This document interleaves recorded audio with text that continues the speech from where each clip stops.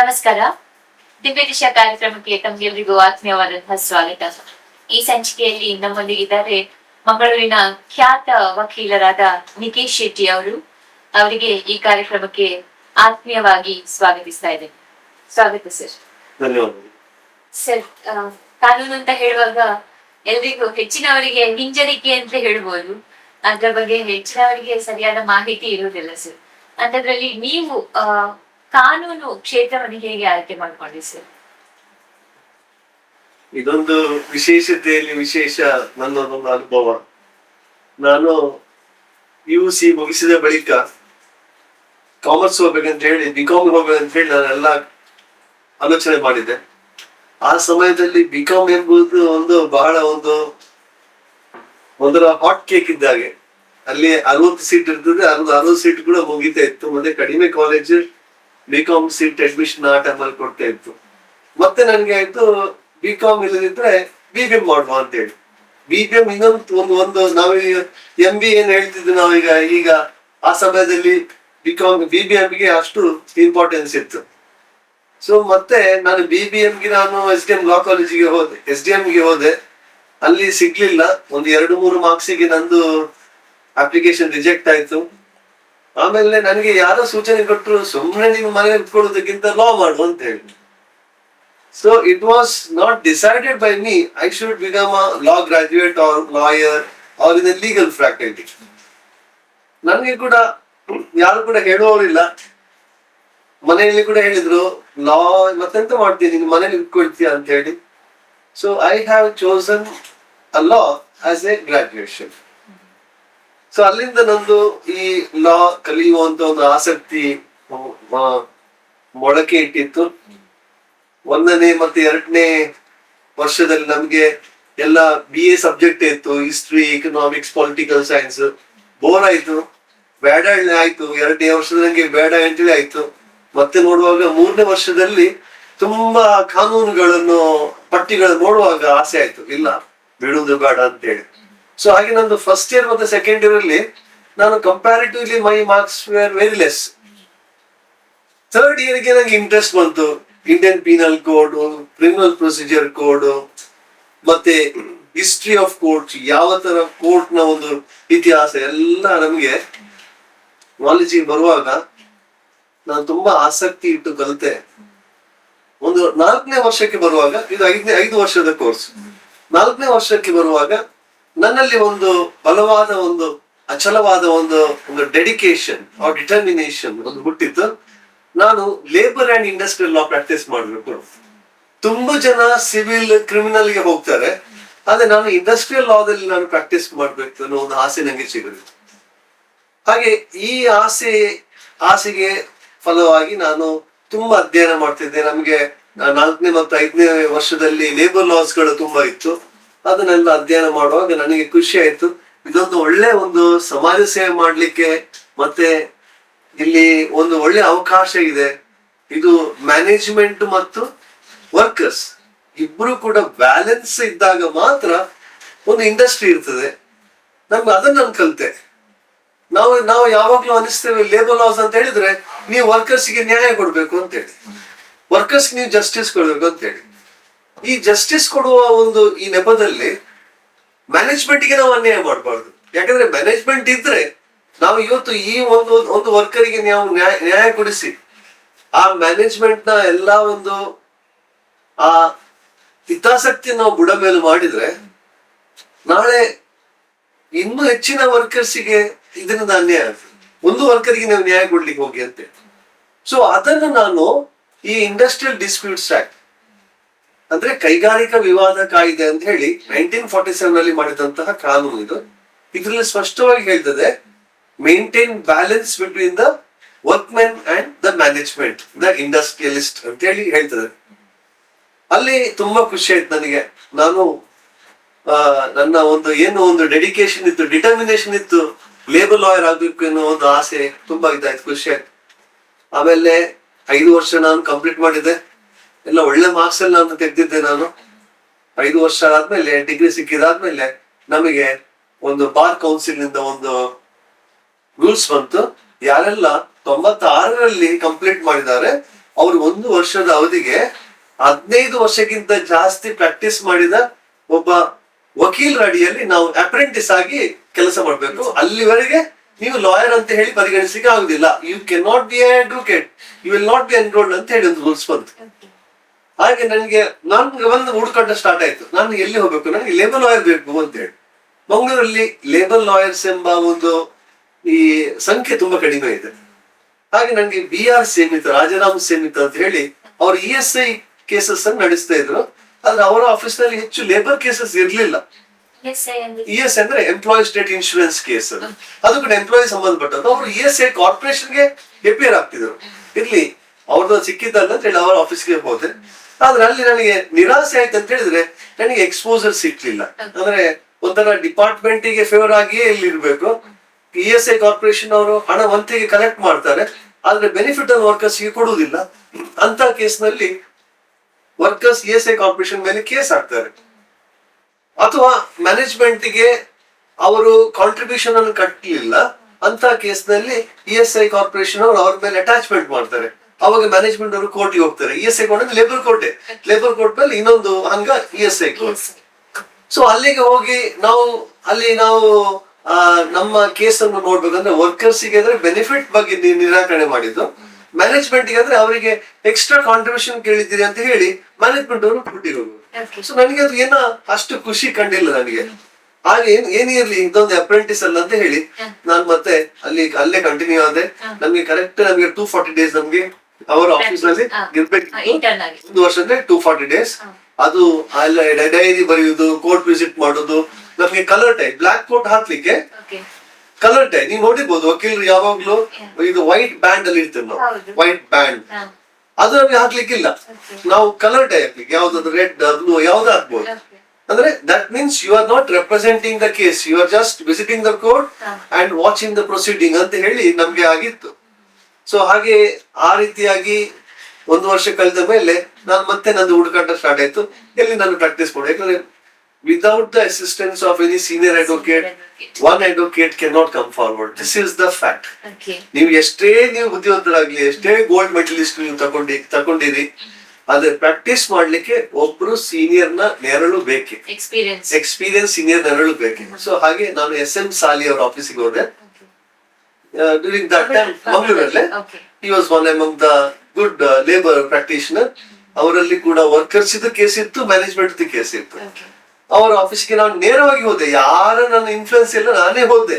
ಒಂದು ಸಂಜೆ ನಾನು ಹೋಗಿ ನಾನು ಹೇಳಿದ್ದೆ, ಸರ್ ನಂದು ಎನ್ರೋಲ್ಮೆಂಟ್ ಎಲ್ಲ ಆಗಿದೆ, now I am advocate, I want to practise in the labour field ಅಂತ ಹೇಳಿದೆ.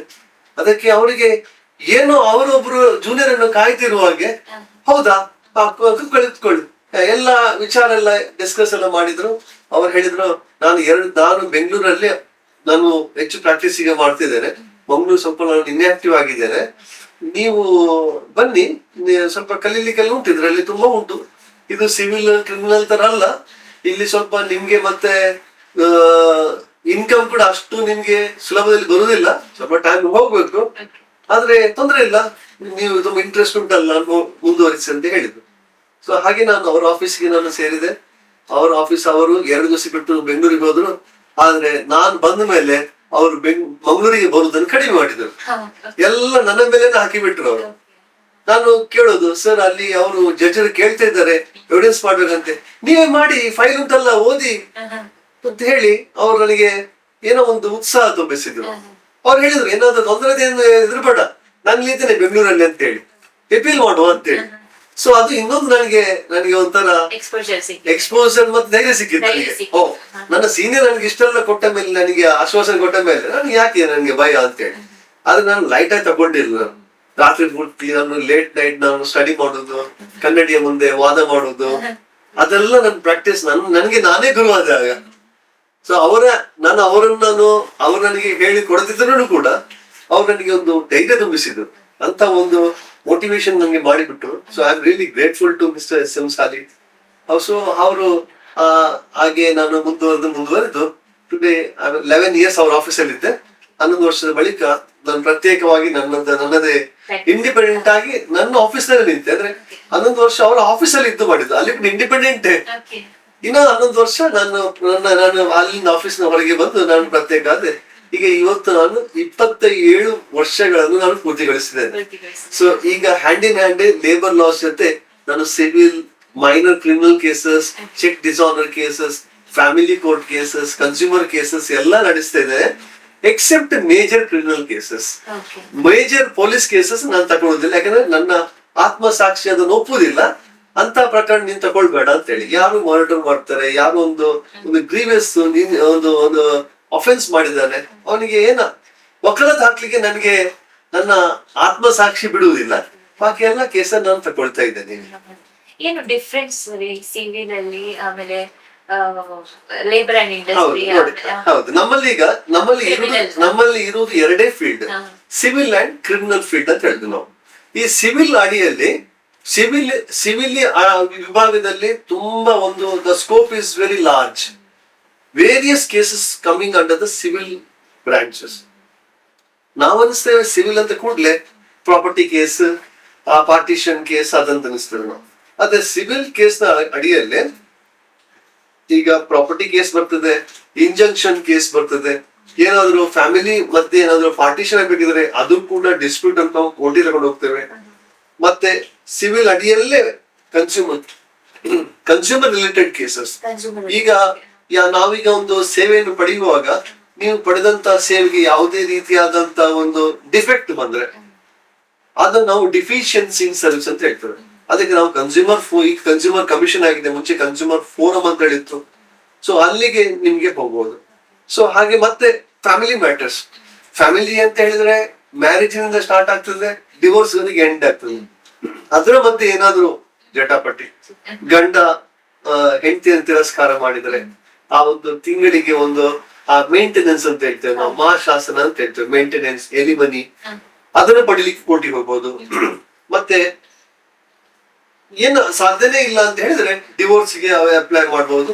ಅದು ಕೂಡ ಅದರಲ್ಲಿ ಕೂಡ ಎರಡು ವಿಭಾಗ ಉಂಟು, ಒಂದು ಕಂಟೆಸ್ಟಿಂಗ್ ಡಿವೋರ್ಸ್, ಮ್ಯೂಚುವಲ್. ಹೌದು, ಮ್ಯೂಚುವಲ್ ಅಲ್ಲಿ ಅಂದ್ರೆ ಕನ್ಸೆಂಟ್ ಕೊಟ್ಟು ನಮ್ಗೆ ಇರ್ಲಿಕ್ಕೆ ಸಾಧ್ಯನೇ ಇಲ್ಲ ಅಂತ ಹೇಳಿದ್ರೆ ಅಂತ ಕೇಸ್ ಎಲ್ಲ ನಮ್ಮ ಮ್ಯಾಟ್ರಿಮೋನಿಯಲ್ ಕೇಸ್ ಒಳಗಡೆ ಬರ್ತದೆ. ಮತ್ತೆ ಈಗ ರೆವಿನ್ಯೂ ಮ್ಯಾಟರ್ಸ್ ಬರ್ತದೆ. ರೆವಿನ್ಯೂ ಕೇಸ್ ನಲ್ಲಿ ತುಂಬಾ ಈ ಪ್ಲಾಟಿಂಗ್ ಆಗೋದು, ಜಾಗದ ಕೂಡಲೇ ನಮ್ಗೆ ಅದಕ್ಕೆ ಪ್ಲಾಟಿಂಗ್ ಬೇಕು, ಬೌಂಡ್ರೀಸ್ ಸರಿಯಾಗಿರ್ಬೇಕು, ಮತ್ತೆ ಎಲ್ಲಿ ಕೂಡ ಎನ್ಕ್ರೋಚ್ಮೆಂಟ್ ಆಗದೆ ಇರ್ಬೇಕು. ಒಂದು ಲ್ಯಾಂಡ್ ಅಂತ ಹೇಳಿದ್ರೆ ವಿವಿಧ ರೀತಿಯಲ್ಲಿ ನಾವು ಅದನ್ನು ಡಿಸ್ಕ್ರೈಬ್ ಮಾಡ್ತೇವೆ ನಾವು. ಅದು ಕೃಷಿ ಭೂಮಿಯ, ಅಥವಾ ಅದು ಮನೆ ಕಟ್ಲಿಕ್ಕೆ ಯೋಗ್ಯ ಭೂಮಿಯ, ಅಥವಾ ಅದು ಕಮರ್ಷಿಯಲ್ ಭೂಮಿಯ, ಮತ್ತೆ ತುಂಬಾ ರೀತಿಯಲ್ಲಿ ನಾವು ಅದನ್ನು ವಿಂಗಡಣೆ ಮಾಡ್ತೇವೆ. ಮತ್ತೆ ಇಂಡಸ್ಟ್ರಿ ಝೋನಿಗೆ ಸೇರಿದೆಯಾ, ಅಥವಾ ಇದು ಒಂದು ಜಾಗವನ್ನು ನೀವು ಯಾವುದೇ ಸಣ್ಣ ಕಾರಣ ಕೂಡ ಯಾವುದೇ ಒಂದು ನಾಗರಿಕರು ಬಳಸದಂತ ರೀತಿಯಲ್ಲಿ ಇರುವಂತಹ ಜಾಗವ, ಅಂದ್ರೆ ಸರ್ಕಾರ ಒಂದು ಉದ್ದೇಶಕ್ಕೆ ಅದನ್ನು ಮೀಸಲಿಟ್ಟಿದೆ. ನಾವು ಗೋಮಾಳ ಜಾಗ ಅಂತ ಹೇಳ್ತೀವಿ, ಅಂದ್ರೆ ಅದು ಗೋವಿಗೆ ಮೀಸಲಿಟ್ಟಂತ ಜಾಗ, ಅದಕ್ಕೆ ಬೇಕಾದಂತ ಹುಲ್ಲು ಹಸಿರು ಜಾಗವನ್ನು ಗೋಮಾಳ ಅಂತ ಹೇಳ್ತೇವೆ. ನಮ್ಗೆ ನೋಡಿ, ನೀವು ಕೇಳ್ಬಹುದು ಹಳ್ಳಿಯಲ್ಲೆಲ್ಲ ಕುಮ್ಕಿ ಜಾಗ ಅಂತ ಹೇಳಿ. ಕುಮ್ಕಿ ಜಾಗಕ್ಕೆ ನೀವು ಏನು ಕೂಡ ಅದು ಪಟ್ಟ ಜಾಗ ಅಲ್ಲ. ಅದು ಪಟ್ಟ ಜಾಗಕ್ಕೆ ಬೇಕಾದಂತ ಪಟ್ಟ ಜಾಗ ಅಂದ್ರೆ ನಿಮ್ಮ ಒಂದು ಕೃಷಿ ಭೂಮಿ ಪಟ್ಟ ಜಾಗಕ್ಕೆ ಇಷ್ಟು ಎಕರೆ ಜಾಗಕ್ಕೆ ಇಂತಿಷ್ಟು ಅಂತ ಹೇಳಿ ಕುಮ್ಕಿ ಜಾಗ ಇರ್ತದೆ. ಸಾಧಾರಣ 3 ರಿಂದ 8 ಪಟ್ಟು ತನಕ ಇರ್ತದೆ. ನಿಮ್ಮ ವರ್ಗ ಜಾಗಕ್ಕಿಂತ 3 ರಿಂದ 8 ಪಟ್ಟು ತನಕ ಇರ್ತದೆ. ಕೆಲವೊಂದು ವೇರಿ ಆಗ್ತದೆ. ಅದು ಯಾಕೆಂತ ಹೇಳಿದ್ರೆ ಕುಮ್ಕಿ ಜಾಗ ಈ ಗದ್ದೆಯನ್ನು ವ್ಯವಸಾಯ ಮಾಡ್ಲಿಕ್ಕೆ ಬೇಕಾದಂತ ಸೊಪ್ಪನ್ನು ತರ್ಲಿಕ್ಕೋಸ್ಕರ ಅಲ್ಲಿ ಮರಮಟ್ಟುಗಳು ಇರ್ತದೆ. ಅದನ್ನು ತೆಗೆದು ಇದಕ್ಕೆ ಉಪಯೋಗಿಸ್ಕೊಂಡು ಇವತ್ತು ನಾವು ಕುಮ್ಕಿ ಜಾಗದಲ್ಲೇ ಇವತ್ತು ದೊಡ್ಡ ದೊಡ್ಡ ಆಕ್ರಮಣಗಳು ಆಗ್ತಾವೆ. ಈಗ ಜನರು ಕಾಯ್ತಾ ಇರ್ತಾರೆ ಯಾವಾಗ ಕುಮ್ಕಿ ಹಬ್ಬ ಸಿಗ್ತದೆ ಅಂತ ಹೇಳಿ. ಯಾಕಂತ ಹೇಳಿದ್ರೆ ಅದನ್ನ ಮತ್ತೆ ನಾಳೆ ವರ್ಗದ ಕೂಡಲೇ ಮಾರಾಟ ಮಾಡ್ಬೋದು. ನೋಡಿ, ಈಗೀಗ ಇತ್ತೀಚೆಗೆ ಸುದ್ದಿ ಸಿಗ್ತಾ ಉಂಟು, ಸರ್ಕಾರ ಅದನ್ನು ಹಕ್ಕು ಕೊಡುದಿಲ್ಲ, ನಿಮ್ಗೆ ಅದಂತ ಲೀಸ್ ಕೊಡ್ತದ ಅಂತ ಹೇಳಿ, ಇಷ್ಟು ವರ್ಷಕ್ಕೆ ಲೀಸ್ ಅಂತ. ಅಂದ್ರೆ ಸರ್ಕಾರ ಕೂಡ ಅಷ್ಟು ಸುಲಭದಲ್ಲಿ ಅದನ್ನ ಬಿಡ್ಲಿಕ್ಕೆ ಮನಸ್ಸಿಲ್ಲ. ಇವತ್ತು ನಾನು ಹೇಳಿದೆ, ಈಗ 3 ರಿಂದ 8 ಪಟ್ಟು ಇರ್ತದೆ. ನೀವನಿಸಿ ಈಗ 10 ಎಕರೆ ನಿಮ್ಗೆ ವರ್ಗದ ಜಾಗ ಇದ್ರೆ ಸಾಧಾರಣ 80 ಎಕರೆ ತನಕ ಮ್ಯಾಕ್ಸಿಮಮ್ ಕುಮ್ಕಿ ಆಯ್ತು. ಸೊ ಇದೊಂಥರ ಲ್ಯಾಂಡ್ ಲಾಬಿ ಆಗ್ತದೆ ಅನ್ನೋ ಭಯ ಸರ್ಕಾರಕ್ಕೆ ಇದೆ. ಸೊ ಅದಕ್ಕೋಸ್ಕರ ಇದರಲ್ಲಿ ತುಂಬಾ ಅದು ವಿಶೇಷವಾಗಿ ನಮ್ಮ ದಕ್ಷಿಣ ಕನ್ನಡ ಜಿಲ್ಲೆಯಲ್ಲಿ ಕುಮ್ಕಿ ಜಾಗ ಇರೋದು. ಅಂದ್ರೆ ನಿಮ್ಗೆ ಗೊತ್ತಿರ್ಬೋದು, ಕರ್ನಾಟಕ ಆಗುವುದಕ್ಕಿಂತ ಮುಂಚೆ ನಾವು ಮೆಡ್ರಾಸ್ ಪ್ರಾಂತದಲ್ಲಿ ಇದ್ದವು. ಮೈಸೂರು ಪ್ರಾವಿಷನ್ ಹೇಗಿತ್ತು ರಾಜ ಮಹಾರಾಜರ ಕಾಲ, ಹಾಗೇನೆ ಮಡಿಕೇರಿಯಲ್ಲಿ ಕೊಡಗು ನಮ್ಮದು ಮೆಡ್ರಾಸ್ ಪ್ರಾಂತದಲ್ಲಿ ಇತ್ತು. ಮೆಡ್ರಾಸ್ ಪ್ರೆಸಿಡೆನ್ಸಿ ಇದ್ದುದಾಗಿ ನಮ್ಮ ಹೆಚ್ಚಿನ ಕಾನೂನುಗಳು ನಮ್ಮ ಕರ್ನಾಟಕಕ್ಕೆ ಅಷ್ಟೊಂದು ಸಾಮೀಪ್ಯತೆ ಇಲ್ಲ. ಇವತ್ತು ಕೂಡ ಏನಾದ್ರು ರೂಲ್ಸ್ ಬರುವಾಗ ಅದು ದಕ್ಷಿಣ ಕನ್ನಡಕ್ಕೆ ಹೊರತುಪಡಿಸಿ ಅಂತ ಮಾಡ್ತಾರೆ ರೆವಿನ್ಯೂ. ಇವತ್ತು ಕೂಡ ಯಾವ್ದಾದ್ರು ನಮ್ಮ ಈಗ ಸಿಸ್ಟಮ್ ಅಲ್ಲಿ ನೋಟಿಫಿಕೇಶನ್ ಏನಾದ್ರು ಗವರ್ನಮೆಂಟ್ ಹೈದರಾಬಾದ್ ಹೈದರಾಬಾದ್ ಕರ್ನಾಟಕ ತುಂಬಾ ನಮ್ಮಲ್ಲಿ ತುಂಬಾ ಎಲ್ಲ ಹಂಚುವಾದ ಕನ್ನಡ ಜಾಗವನ್ನು ಒಟ್ಟಿಗೆ ಸೇರಿಸಿ ಇದಕ್ಕೆ ಕರ್ನಾಟಕ ಅದು. ಮುಂಬೈ ಕರ್ನಾಟಕ, ಕಿತ್ತೂರು ಕರ್ನಾಟಕ ಅಂತ ಹೇಳಿ ತುಂಬಾ ನಮ್ಮ ಇದು ಉಂಟು. ಇದೆಲ್ಲ ಲಾ ಚೇಂಜಸ್ ಆಗ್ತದೆ ಈ ಪ್ರಾಂತ್ಯದಿಂದ ಪ್ರಾಂತ್ಯಕ್ಕೆ ಹೋಗುದು. ಹಳೆ ಮೈಸೂರು ಅದು ಮಹಾರಾಜರ ಕಾಲದಲ್ಲಿ ಹೇಗಿತ್ತು ಅದೇ ರೀತಿಯಲ್ಲಿ ಈಗಲೂ ಉಂಟು ಅಲ್ಲಿ. ಅಲ್ಲಿ ಇವತ್ತು ಸ್ವಲ್ಪ ಅಲ್ಲಿ ಇಲ್ಲಿ ಬದಲಾವಣೆ ಆಲ್ ಓವರ್ ಕರ್ನಾಟಕ ಮಾಡ್ತಾ ಇದೆ. ಅದಾದ್ಮೇಲೆ ನಮ್ಗೆ ನಾನು ಹೇಳಿದ್ದು ಈ ಲೇಬರ್ ಅಂತ ಹೇಳಿದಲ್ಲ, ಲೇಬರ್ ಲಾಸ್ ಅದು ಕೂಡ ನಮ್ಮ ಸಿವಿಲ್ ಬ್ರಾಂಚ್ ಅಲ್ಲಿ ಬರ್ತದೆ. But it is not under the civil court. Labour ಗೆ ಒಂದು ಸೆಪರೇಟ್ ಒಂದು ಫೋರಂ ಮಾಡಿದ್ದಾರೆ, ಲೇಬರ್ ಡಿಪಾರ್ಟ್ಮೆಂಟ್ ಅಂತ ಹೇಳಿ ಮಾಡಿದ್ದಾರೆ, ಲೇಬರ್ ಕೋರ್ಟ್ ಅಂತ ಹೇಳಿ ಮಾಡಿದ್ದಾರೆ, ಇಂಡಸ್ಟ್ರಿಯಲ್ ಟ್ರಿಬ್ಯುನಲ್ ಅಂತ ಹೇಳಿ ಮಾಡಿದ್ದಾರೆ. ಇದು ಸೆಪರೇಟ್, ಇದು ಸಿವಿಲ್ ಕೋರ್ಟ್ ನ ಒಳಗಡೆ ಬರುದಿಲ್ಲ.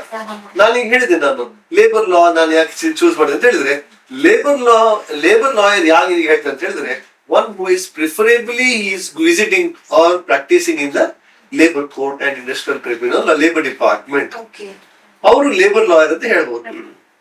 ಸಿವಿಲ್ ಗೆ ಹೋಗುವವರು ಅಂತ ಹೇಳಿದ್ರೆ ಇವರದ್ದು ಬ್ರಾಂಚ್ ತುಂಬಾ ಕಡೆ ಸಣ್ಣದಿರ್ತದೆ ಅವ್ರದ್ದು.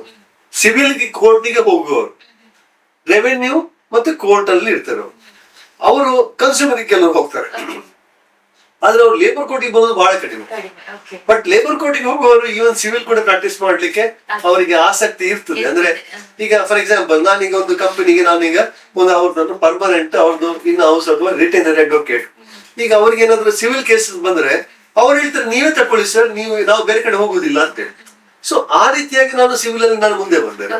ಇಲ್ಲದ್ರೆ ನಾನು ಸಿವಿಲ್ ನಲ್ಲಿ ನಾನು ಕೋರ್ಟಿಗೆ ನಾನು ಹೋಗ್ತಾನೆ ಇಲ್ಲ. ಮುಂಚೆ ಹೇಳ್ತಿದ್ರು, ನಾನು ಸಿವಿಲ್ ಕೋರ್ಟಿಗೆ ಹೋದಾಗ ಹೇಳ್ತಿದ್ರು, ಏನ್ ಸರ್ ನೀವು ತಪ್ಪಿ ಬಂದಿದ್ದಾರೆ, ಇದು ಲೇಬರ್ ಕೋರ್ಟ್ ಅಲ್ಲ ಅಂತೇಳಿ.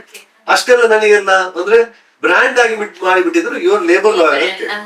ಸೊ ಅದು ತಪ್ಪು. ಈಗ ನಮ್ಗೀಗ ಒಮ್ಮೆ ನಾವು ಅಡ್ವೊಕೇಟ್ ಆದ್ರೆ it is a specialisation ಎಂಬುದಿಲ್ಲ.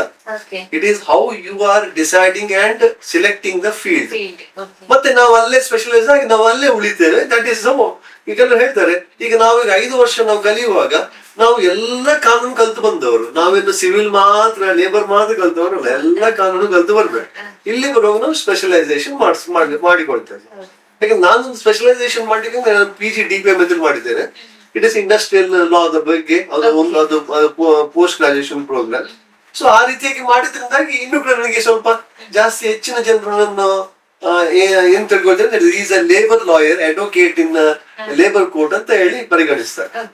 So ಅದು ಸಿವಿಲ್ ಲಾ ಬ್ರಾಂಚಿಗೆ ಬರ್ತದೆ. ಅದು ಕೂಡ ಸಿವಿಲ್ ಲಾ ಬ್ರಾಂಚಿಗೆ ಬರ್ತದೆ. ರೆವೆನ್ಯೂ, ಟ್ಯಾಕ್ಸ್ ಮ್ಯಾಟರ್ಸ್, ಮತ್ತೆ ಕನ್ಸ್ಯೂಮರ್, ಲೇಬರ್, ಮತ್ತೆ ಎಲ್ಲ ಫ್ಯಾಮಿಲಿ ಮ್ಯಾಟರ್ಸ್.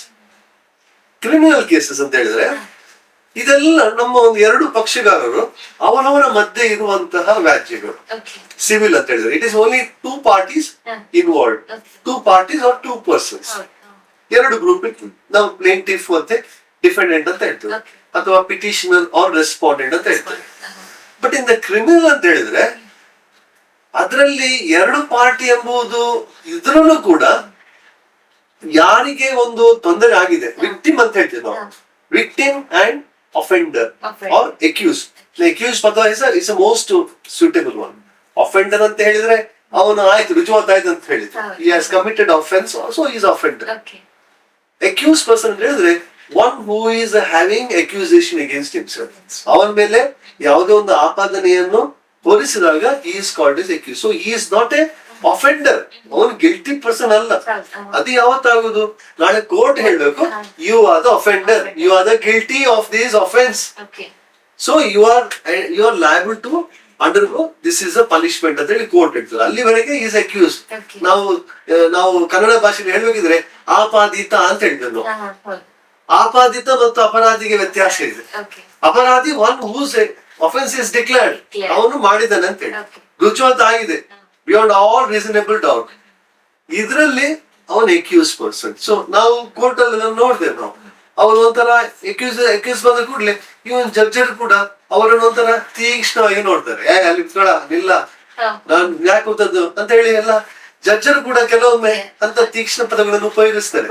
ನೋಡಿ ಅವರು ಕೂಡ ತಿಳಿದವರು, ಅವ್ರು ಹಾಗೆ ಹೇಳ್ಬಾರ್ದು.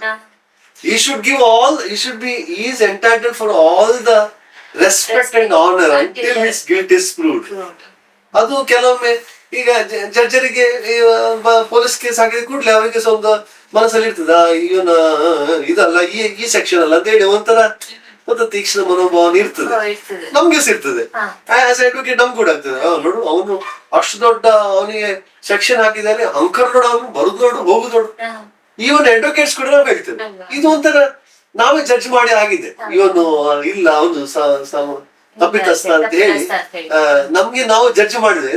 This is called predetermined mindset, prejudicial mindset. So ಹೀಗೆ ಅದನ್ನು ಇದು ಮಾಡುವಾಗ ಈ ವಿಕ್ಟಿಮ್ ಮತ್ತೆ ಅಕ್ಯೂಸ್ ಪರ್ಸನ್ ಇರುವಾಗ, ಈಗ ಒಂದು ಪಕ್ಷ ಈಗ ವಿಕ್ಟಿಮ್ ಹೇಳ್ತಾರೆ ಇದು ಕೇಸ್ ಇವ್ನು ಮಾಡಿದ ತಪ್ಪು, ನಮ್ಮ IPC ಅಲ್ಲಿ ಅಥವಾ ಯಾವುದೇ ಸ್ಪೆಷಲ್ ಆಕ್ಟ್ ಅಲ್ಲಿ ಆ ಪರ್ಟಿಕ್ಯುಲರ್ ಆ ಅಪರಾಧವನ್ನು ಏನ್ ಹೇಳ್ತಾರೆ ಅಫೆನ್ಸ್ ಅಪರಾಧವನ್ನು ಪನಿಷಬಲ್ ಅಫೆನ್ಸ್ ಅಂತ ಹೇಳಿ ಬರ್ತಿದ್ದಾರೆ. ಆವಾಗ ವಿಕ್ಟಿಮ್ ಹೇಳ್ತಾರೆ ಇಲ್ಲ ಇಲ್ಲ ನಾನ್ ಕೇಸ್ ಹಾಕುದಿಲ್ಲ, ಇರ್ಲಿ ನಾವು ರಾಜಿ ಮಾಡ್ತೇವೆ ಅಂತ ಹೇಳಿದ್ರೆ ಕಾನೂನು ಬಿಡುವುದಿಲ್ಲ. State is interested. ಈಗ ಒಂದು ಮರ್ಡರ್ ಆಯ್ತು, ಅವ್ರು ಬಂದು ಹೇಳ್ತಾರೆ ನೋಡಮ್ಮ ಅದು ತಪ್ಪಿ ಆಯ್ತು ಇದಾಯ್ತು, ನನ್ನ ಮಗ ಅವನು ಮರ್ಡರ್ ಮಾಡಿದ್ದಾನೆ, ಇಷ್ಟು ಹಣ ತಕೊಳ್ಳಿ ನೀವು ಅದು ಮುಗಿಸ್ಬಿಡುವ ಅಂತ ಹೇಳಿ.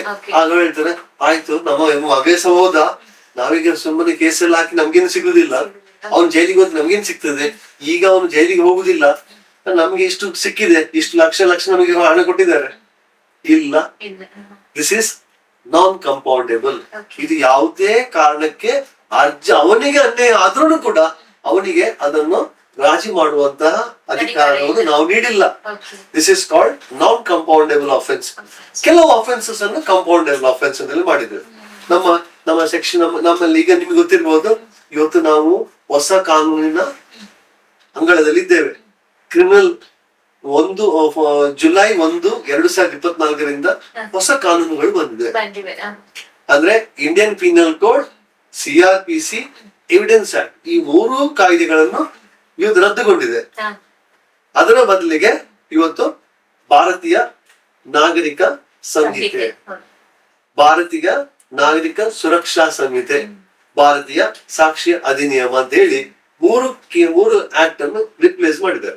ಅದ್ರಲ್ಲಿ ಒಂದು ಅಂಶ ಹೇಳಿದ್ದಾರೆ ಹೊಸ ಕಾಯ್ದೆಯಲ್ಲಿ, ಯಾವುದೆಲ್ಲ ಹಳೆ ಕಾನೂನುಗಳಲ್ಲಿ ಕೇಸ್ ಹಾಕಿದೆಯೋ ಅದೆಲ್ಲ ಕೋರ್ಟ್ ಅಲ್ಲಿ ಇವತ್ತು ಪೆಂಡಿಂಗ್ ಉಂಟು, ಅದು ಹಿಂದಿನ ಕಾನೂನಿನಲ್ಲೇ ಮುಂದುವರಿದಿದೆ. ಅದರಿಂದ ನಮಗೆ ಈಗ ಲಾಯರ್ಸ್ಗೆ ಡಬಲ್ ನಮಗೆ ಬರ್ಡನ್. ನಮ್ದು 2 ಕಾನೂನುಗಳನ್ನು ನಾವು ತಲೆಯಲ್ಲಿ ಇಟ್ಟುಕೊಂಡು ಆ ಕೇಸ್ ಬರುವಾಗ ಯಾವ್ದು ಓಲ್ಡ್ ಕೇಸ್ ಅಲ್ಲ, ಹಾಗೆ ನಾವು IPC, CRPC, ಎವಿಡೆನ್ಸ್ ಆಕ್ಟ್ ಮುಂಚೆ ತೆಗಿಬೇಕು. ಹೊಸ ಕೇಸ ಈ 3 ಹೊಸ ಕಾನೂನುಗಳನ್ನು ಓಪನ್ ಮಾಡ್ಬೇಕು. ಇದೊಂದು ನಮ್ಗೆ ಒಂದು ಬರ್ಡನ್. ಸೊ 17 ಈಗ 1/7/2024 ನಂತರ ಯಾವ್ದು FIR ಆಯ್ತು ಎಲ್ಲ BNS ಕಾಯ್ದೆಯಲ್ಲಿ ಬರ್ತದೆ, ಭಾರತೀಯ ನ್ಯಾಯ ಸಂಹಿತೆ. BNS ನ್ಯಾಯ ಸಂಹಿತೆ, ಇದಕ್ಕೆ ಭಾರತೀಯ ನಾಗರಿಕ ನ್ಯಾಯ ಸಂಹಿತೆ BNS. ಅದು IPC. ಸುರಕ್ಷಾ ಕಾಯ್ದೆ, ಸುರಕ್ಷಾ ಸಂಹಿತೆ ಅಂತ ಹೇಳಿದ್ರೆ ಕ್ರಿಮಿನಲ್ ಪ್ರೊಸೀಜರ್ ಕೋಡ್, ಮತ್ತೆ ಸಾಕ್ಷ್ಯ ಅಧಿನಿಯಮ ಅಂತ ಹೇಳಿದ್ರೆ ಎವಿಡೆನ್ಸ್ ಆಕ್ಟ್. ಎಲ್ಲ ನಾವು ಅದು ಸಂಸ್ಕೃತದ ವರ್ಡ್, ಅದು ಕೆಲವು ಹಿಂದಿ ಪದ ಅಂತ, ಅದು ಹಿಂದಿ ಪದ ಅಲ್ಲ, ಅದಕ್ಕೆ ಇಟ್ಟಂತ ಸಂಸ್ಕೃತದ ಪದ. ಭಾರತೀಯ ಸಂಪೂರ್ಣ ಸ್ವದೇಶಿ ಅಂತ ಹೇಳ್ತೇವೆ ನಾವು, ಆ ಪದವನ್ನು ಇಟ್ಟಿದ್ದಾರೆ. ಇಂಗ್ಲಿಷ್ ಅಲ್ಲಿ ಕೂಡ ನಾವು ಹೇಳುವಾಗ ಅದನ್ನು ಭಾರತೀಯ ನ್ಯಾಯ ಸಂಹಿತೆ ಹೇಳುದು ವಿನಃ ಭಾರತೀಯ ಸಿವಿಲ್ ರೈಟ್ಸ್ ಅಂತ ಹೇಳುದಿಲ್ಲ. ಕೆಲವರು ಅದನ್ನು ಈಗ ಇದು ಮಾಡಿದ್ದಾರೆ, ತಿರುಚಿದ್ದಾರೆ, ಇಂಡಿಯನ್ ಸಿವಿಲ್ ರೈಟ್ಸ್ ಅಂತ ಹೇಳಿ ಮಾಡಿದ್ದಾರೆ. But there is no provision to translate unless it is changed in the notification.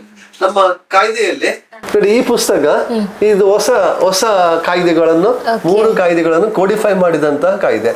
ಇದು ನಮ್ಮ ಒಂದು ಈ ಕೊಲೋನಿಯಲ್ ಲೆಜಿಸ್ಲೇಷನ್ ಏನಿತ್ತು, ಬ್ರಿಟಿಷರು ಅವರಾಗಿಯೇ ನಮ್ಮದು ಯಾವುದೇ ನಮ್ಮ ಭಾವನೆಗಳಿಗೆ ಯಾವುದೇ ಮಹತ್ವ ಕೊಡದೆ ಅವರು ಮಾಡಿದಂತಹ 1860ಯಲ್ಲಿ ಲಾರ್ಡ್ ಮೆಕೆಲೆ ಎಂಬಂತಹ ಒಬ್ಬ ತತ್ವಜ್ಞಾನಿ ಅವರು ಮಾಡಿದಂತಹ ಕಾನೂನುಗಳನ್ನು ನಾವು ಇಲ್ಲಿವರೆಗೆ 36/2024 ಇವರೆಗೆ ಅಲ್ಲಿ ಚೇಂಜಸ್ ಮಾಡ್ತಾ ನಾವು ಮಾಡಿದ್ದೇವೆ. ಯಾಕಂದ್ರೆ ಏನೋ ನಮ್ಮ ಲೆಜಿಸ್ಲೇಟರ್ಸ್ಗೆ, ಕಾನೂನು ಮಾಡುವವರಿಗೆ ಏನೋ ಭಯ ಇತ್ತು, ಇದು ಸುಲಭದ ಕೆಲಸ ಅಲ್ಲ ಅಂತ ಹೇಳಿ.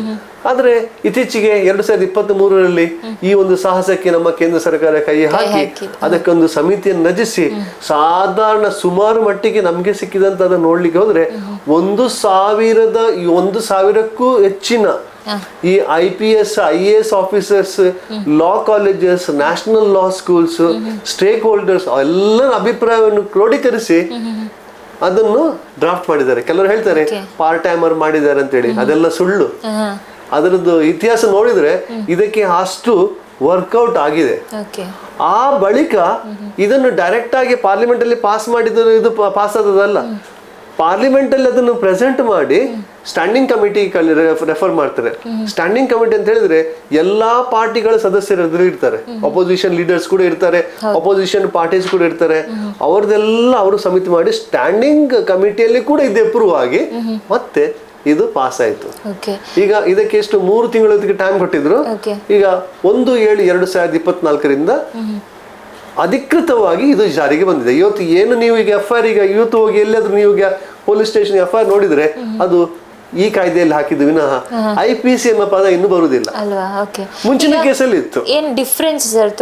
ಅದರಲ್ಲಿ ತುಂಬಾ ಡಿಫರೆನ್ಸ್ ಇದರಲ್ಲಿ ಡಿಫರೆನ್ಸ್ ಅಂತ ಹೇಳಿದ್ರೆ ಸೆಕ್ಷನ್ ಗಳನ್ನು ಕಡಿಮೆ ಮಾಡಿದ್ದಾರೆ. 300 ಚಿಲ್ಲರೆಗೆ ಅದನ್ನು ಇಳಿಸಿದ್ದಾರೆ, ಸ್ವಲ್ಪ ಸರಳೀಕರಿಸಿದನ್ನು ಹೇಳಿದ್ದಾರೆ. ಇನ್ನು ಕೋರ್ಟ್ಗಳು ಇದನ್ನು ಯಾವ ರೀತಿಯಲ್ಲಿ ಇದನ್ನು ಇಂಟರ್ಪ್ರಿಟ್ ಮಾಡಿ ಇದನ್ನು ಯಾವ ರೀತಿಯಲ್ಲಿ ಕೊಂಡು ಹೋಗ್ತದೆ ಅಂತ ನಾವು ಮುಂದಿನ ಕಾದು ನೋಡ್ಬೇಕು. ಮತ್ತೆ ಇದರಲ್ಲಿ ಕೇವಲ ಶಿಕ್ಷೆ ಮಾತ್ರ ಅಲ್ಲ, ಇದರಲ್ಲಿ ಕಮ್ಯುನಿಟಿ ಸರ್ವಿಸ್ ಅಂತ ಹೇಳಿ ಒಂದು ಹೊಸ ಇದು ಸಿಸ್ಟಮ್ ಅನ್ನು ತಂದಿದ್ದಾರೆ. ಈಗ ಇತ್ತೀಚೆಗೆ ತುಂಬಾ ಟ್ರೈನಿಂಗ್ ಆಯ್ತು ನ್ಯಾಯಾಧೀಶರಿಗೆ, ಬೆಂಗಳೂರಲ್ಲೆಲ್ಲ ಟ್ರೈನಿಂಗ್ ಎಲ್ಲ ಆಯ್ತು. ಅಂದ್ರೆ ಈ ಹೊಸ ಕಾಯ್ದೆಗಳ ಬಗ್ಗೆ ಅವರಿಗೆ ವಿಶೇಷ ಟ್ರೈನಿಂಗ್ ಕೂಡ ಕೊಡ್ತಾರೆ. ನಿಮ್ಗೆ ಹೀಗೆ ಬಂದಾಗ ನೀವು ಹೇಗೆ ನೀವು ಕೊಡ್ಬೋದು ಎನ್ನುವ ಒಂದು ಟ್ರೈನಿಂಗ್ ಕೊಟ್ಟಾಗ ಆ ನ್ಯಾಯಾಧೀಶರು ಕೂಡ ಇದರ ಬಗ್ಗೆ ಸರಿಯಾಗಿ ಸಮಾಲೋಚನೆ ಮಾಡಿಕೊಂಡು ಒಳ್ಳೆ ರೀತಿಯಾದಂತ ಒಂದು ಸಮಾಜಕ್ಕೆ ಪ್ರೇರಣೆ ಆಗುವ, ಮತ್ತೆ ಅವನು ಕೂಡ ತಪ್ಪಿನಿಂದ ನೀವು ನೋಡಿ ಯಾವ್ದಾದ್ರು ಒಬ್ಬ ಮನೆಯಲ್ಲಿ ಏನಾದ್ರೂ ಒಂದು ಘೋರ ಅಪಘಾತ ಅವನ ಮುಂದೆನೇ ಆಯ್ತು, ಅವನು ಯಾವಾಗ್ಲೂ ಜಾಗೃತಿಯಲ್ಲಿ ಇರ್ತಾನೆ. ವೆಹಿಕಲ್ ಅನ್ನು ತುಂಬಾ ಅವನಿಗೆ, ಯಾಕಂದ್ರೆ ಹೇಳಿದ್ರೆ ಅವನ ಸಬ್ ಕಾನ್ಶಿಯಸ್ಗೆ ಹೋಗಿದೆ, ಇಲ್ಲ ನಾನು ಜಾಗೃತಿಯಲ್ಲಿ ಇರ್ಬೇಕು ಅಂತ ಹೇಳಿ. ಒಟ್ಟಾರೆ ನಾನು ರ್ಯಾಶ್ ಅಲ್ಲಿ ಹೋದ್ರೆ ನನಗೆ ಮತ್ತೆ ಈ ರೀತಿಯಾಗಿ ಇನ್ನೊಂದು ಆಗುದು ಬೇಡ. ನೋಡಿ ಕೆಲವರು ಆ ಒಂದು ತಪ್ಪ ಆದ ಬಳಿಕ ಅದರಿಂದ ಪಾಠ ಕಲಿತಾರೆ. ಕೆಲವರಿಗೆ ಅದೊಂಥರ ಇದೊಂದು ತಪ್ಪಾದ್ಮೇಲೆ ಇನ್ನೊಂದು ನೆಕ್ಸ್ಟ್ ಅಂತ ಹೇಳಿ. ಸೊ ಅಂತವರಿಗೆ ಇಂಥ ಶಿಕ್ಷೆ ಕಟ್ಟಿಟ್ಟ ಬುತ್ತಿ ಅಂತ ಹೇಳಿ ಮಾಡಿದ್ದಾರೆ. ಸೊ ಅದು ಈ 3 ಕಾಯ್ದೆಗಳು ಒಂದು ವಿಶೇಷತೆಯಲ್ಲಿ ವಿಶೇಷ ಅಂತ ಹೇಳ್ಬೋದು. ಸೊ ನಾವು ನೋಡ್ಬೇಕು ಇನ್ನು ಯಾವ ರೀತಿಯಲ್ಲಿ ಫಲಕಾರಿ ಮತ್ತು ಯಾವ ರೀತಿಯಲ್ಲಿ ಸಮಾಜಕ್ಕೆ ಇದರಿಂದ ಒಳ್ಳೇದು ಆಗ್ತದೆ ಅಂತ ಹೇಳಿ. ನಾವಿನ್ನು ಇದು ಕೆಲವು ಕೇಸಸ್ ಇನ್ನು ಕೋರ್ಟಿಗೆ ಹೋಗ್ಲಿಕ್ಕೆ ಉಂಟು. ನಾವು ನೋಡಿ ಸೆಕ್ಷನ್ 420 ಅಂತ ಹೇಳ್ತೇವೆ ನಾವು.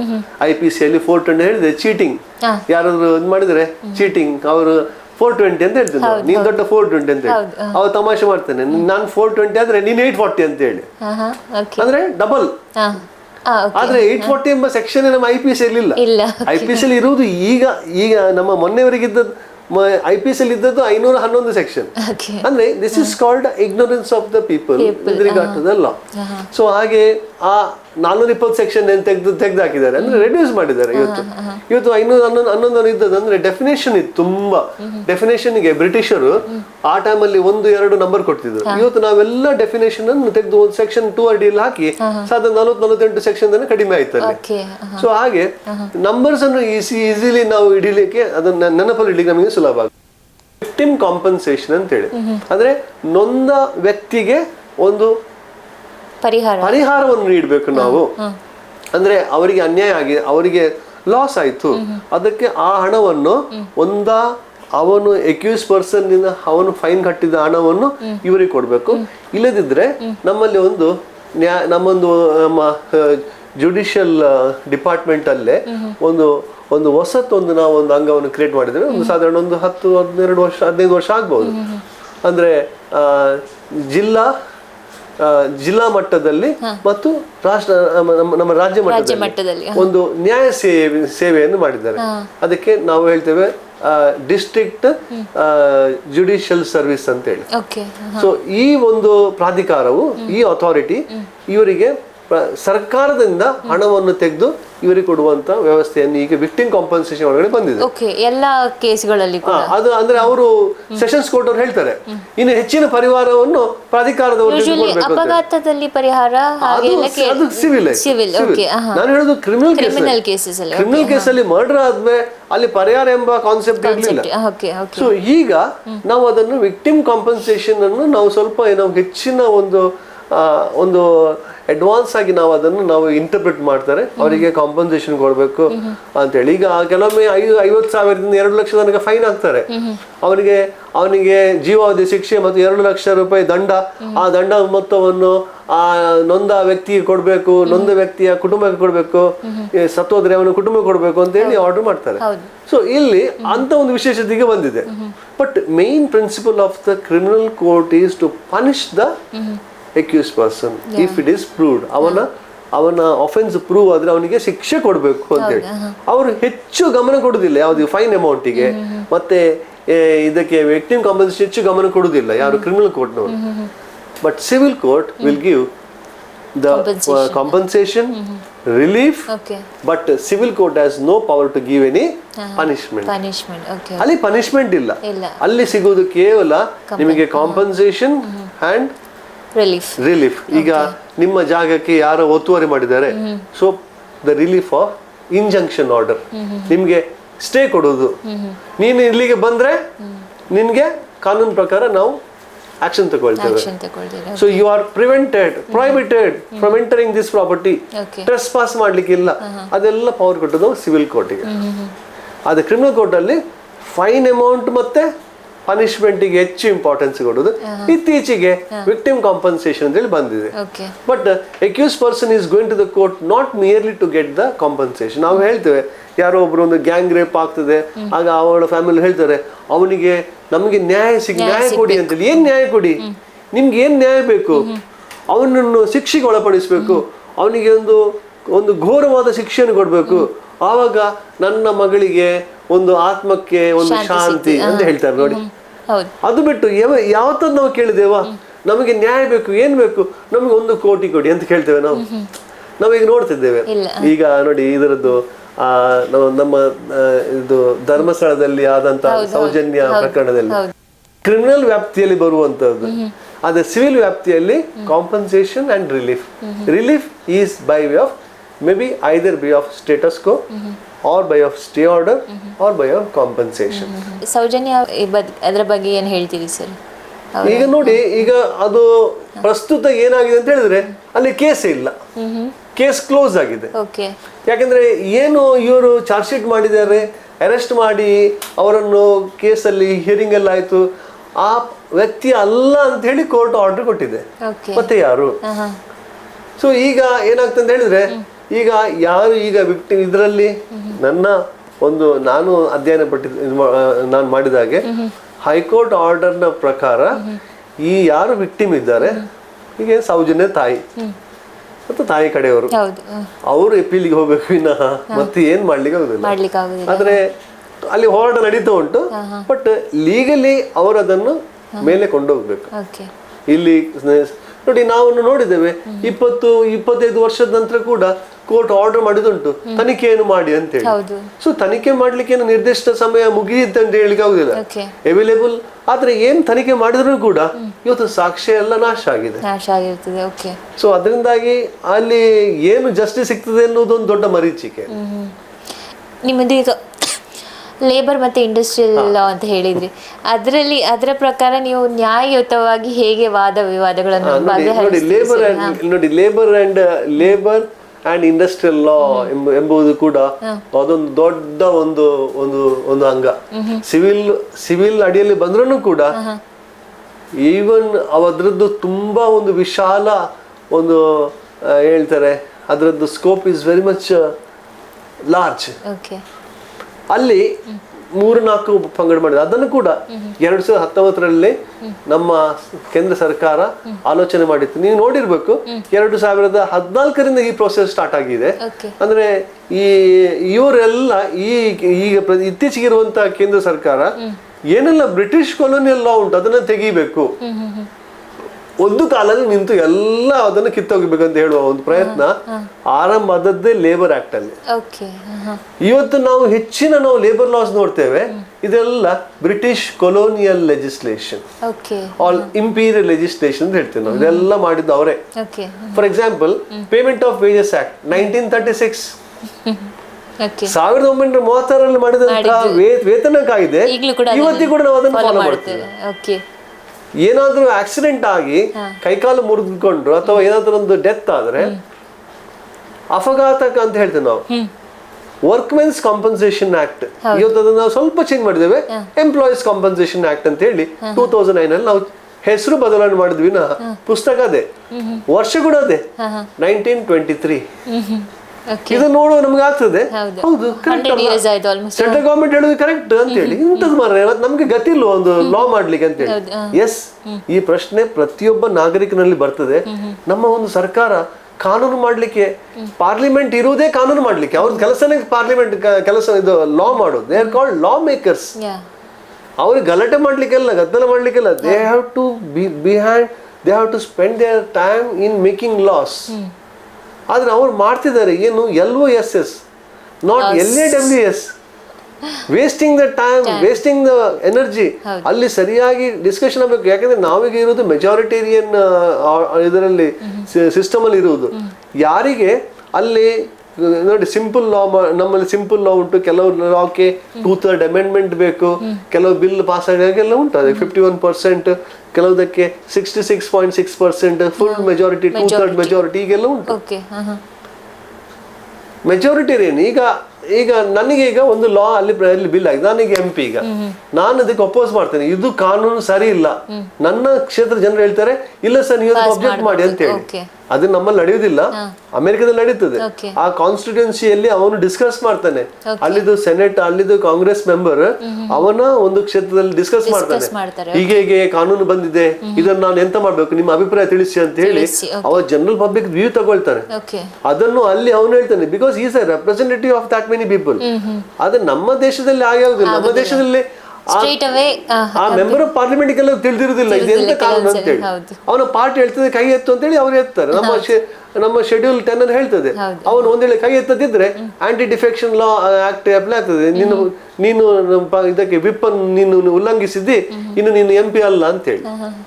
ಸೊ ಅವನಿಗೆ ಕೂಡ ಇಂಡಿಪೆಂಡೆಂಟ್ ಡಿಸಿಷನ್ ತಗೊಳ್ಳಿಕ್ಕೆ ಅವನಿಗೆ ಅಧಿಕಾರ ಇಲ್ಲ. ಪಾರ್ಟಿ ಮೇಕ್ಸ್, ಪಾರ್ಟಿ ಡಿಸೈಡ್ಸ್, ನೀನು ಕೈ ಎತ್ತಬೇಕಾ ಬೇಡ ಅಂತೇಳಿ ಪಾರ್ಟಿ ಡಿಸೈಡ್ ಮಾಡ್ತದೆ. ಅದಿರ್ಲಿ, ಅದೊಂದು ನಮ್ಮಲ್ಲಿ ಇನ್ನೊಂದು ದುರಂತ, ಶೆಡ್ಯೂಲ್ 10 ಅನ್ನು ನಾವು ತಂದದ್ದು, ನಮ್ಮ ಪಕ್ಷಾಂತರ ನಿಷೇಧ. ಒಬ್ಬ ಯಾರು MP ಈಗ ಒಂದು ಪಕ್ಷದಿಂದ ಇಲೆಕ್ಟ್ ಆದ್ರೆ ಆ ಪಕ್ಷ ಏನ್ ಹೇಳ್ತದೆ, ನಾಯಿಯಾಗಿ ಅವನು ನಿಷ್ಠೆ, ಸಾರಿ ನಾಯಿ ಅಂತ ಹೇಳ್ಬಾರ್ದು, ನ್ಯಾಯಿಗೆ ಸಹ ನಿಷ್ಠೆ ಇರ್ತದೆ, ಅವನು ನಿಷ್ಠೆಯಿಂದಾಗಿ ಅದನ್ನು ಅವನು ಕೈ ಎತ್ತಬೇಕು. ಒಂದು ವೇಳೆ ಅವನು ಪಾರ್ಟಿ ಹೇಳ್ತದೆ ಇಲ್ಲ ನಿನ್ ಕೈ ಎತ್ತಬೇಡ ಅಂತ ಹೇಳಿದ್ರೆ ಎತ್ತಬಾರ್ದು. ಆದ್ರೆ ಅವನದು ಜನರು ಹೇಳ್ತಾರೆ, ಅವನ ಒಂದು ಅಂತಃಕರಣ ಹೇಳ್ತದೆ ಇಲ್ಲ ನಿನ್ ಕೈ ಎತ್ತಬೇಕು ಅಂತ ಹೇಳಿ. ಬಟ್ ಪಾರ್ಟಿ ಸೇಸ್ ನೋ, ನಮ್ಮ ಪಾರ್ಟಿಗೆ ವಿರುದ್ಧ ಅಂತೇಳಿ.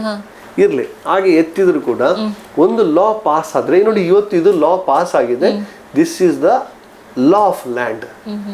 ಇದಕ್ಕೆ ಯಾರು ಅಪೋಸ್ ಮಾಡಿದ್ದಾರೆ, ಇಲ್ಲ ನಾನು ಇದನ್ನು ಒಪ್ಪುದಿಲ್ಲ ಅಂತ ಹೇಳಲಿಕ್ಕೆ ಆಗುದಿಲ್ಲ.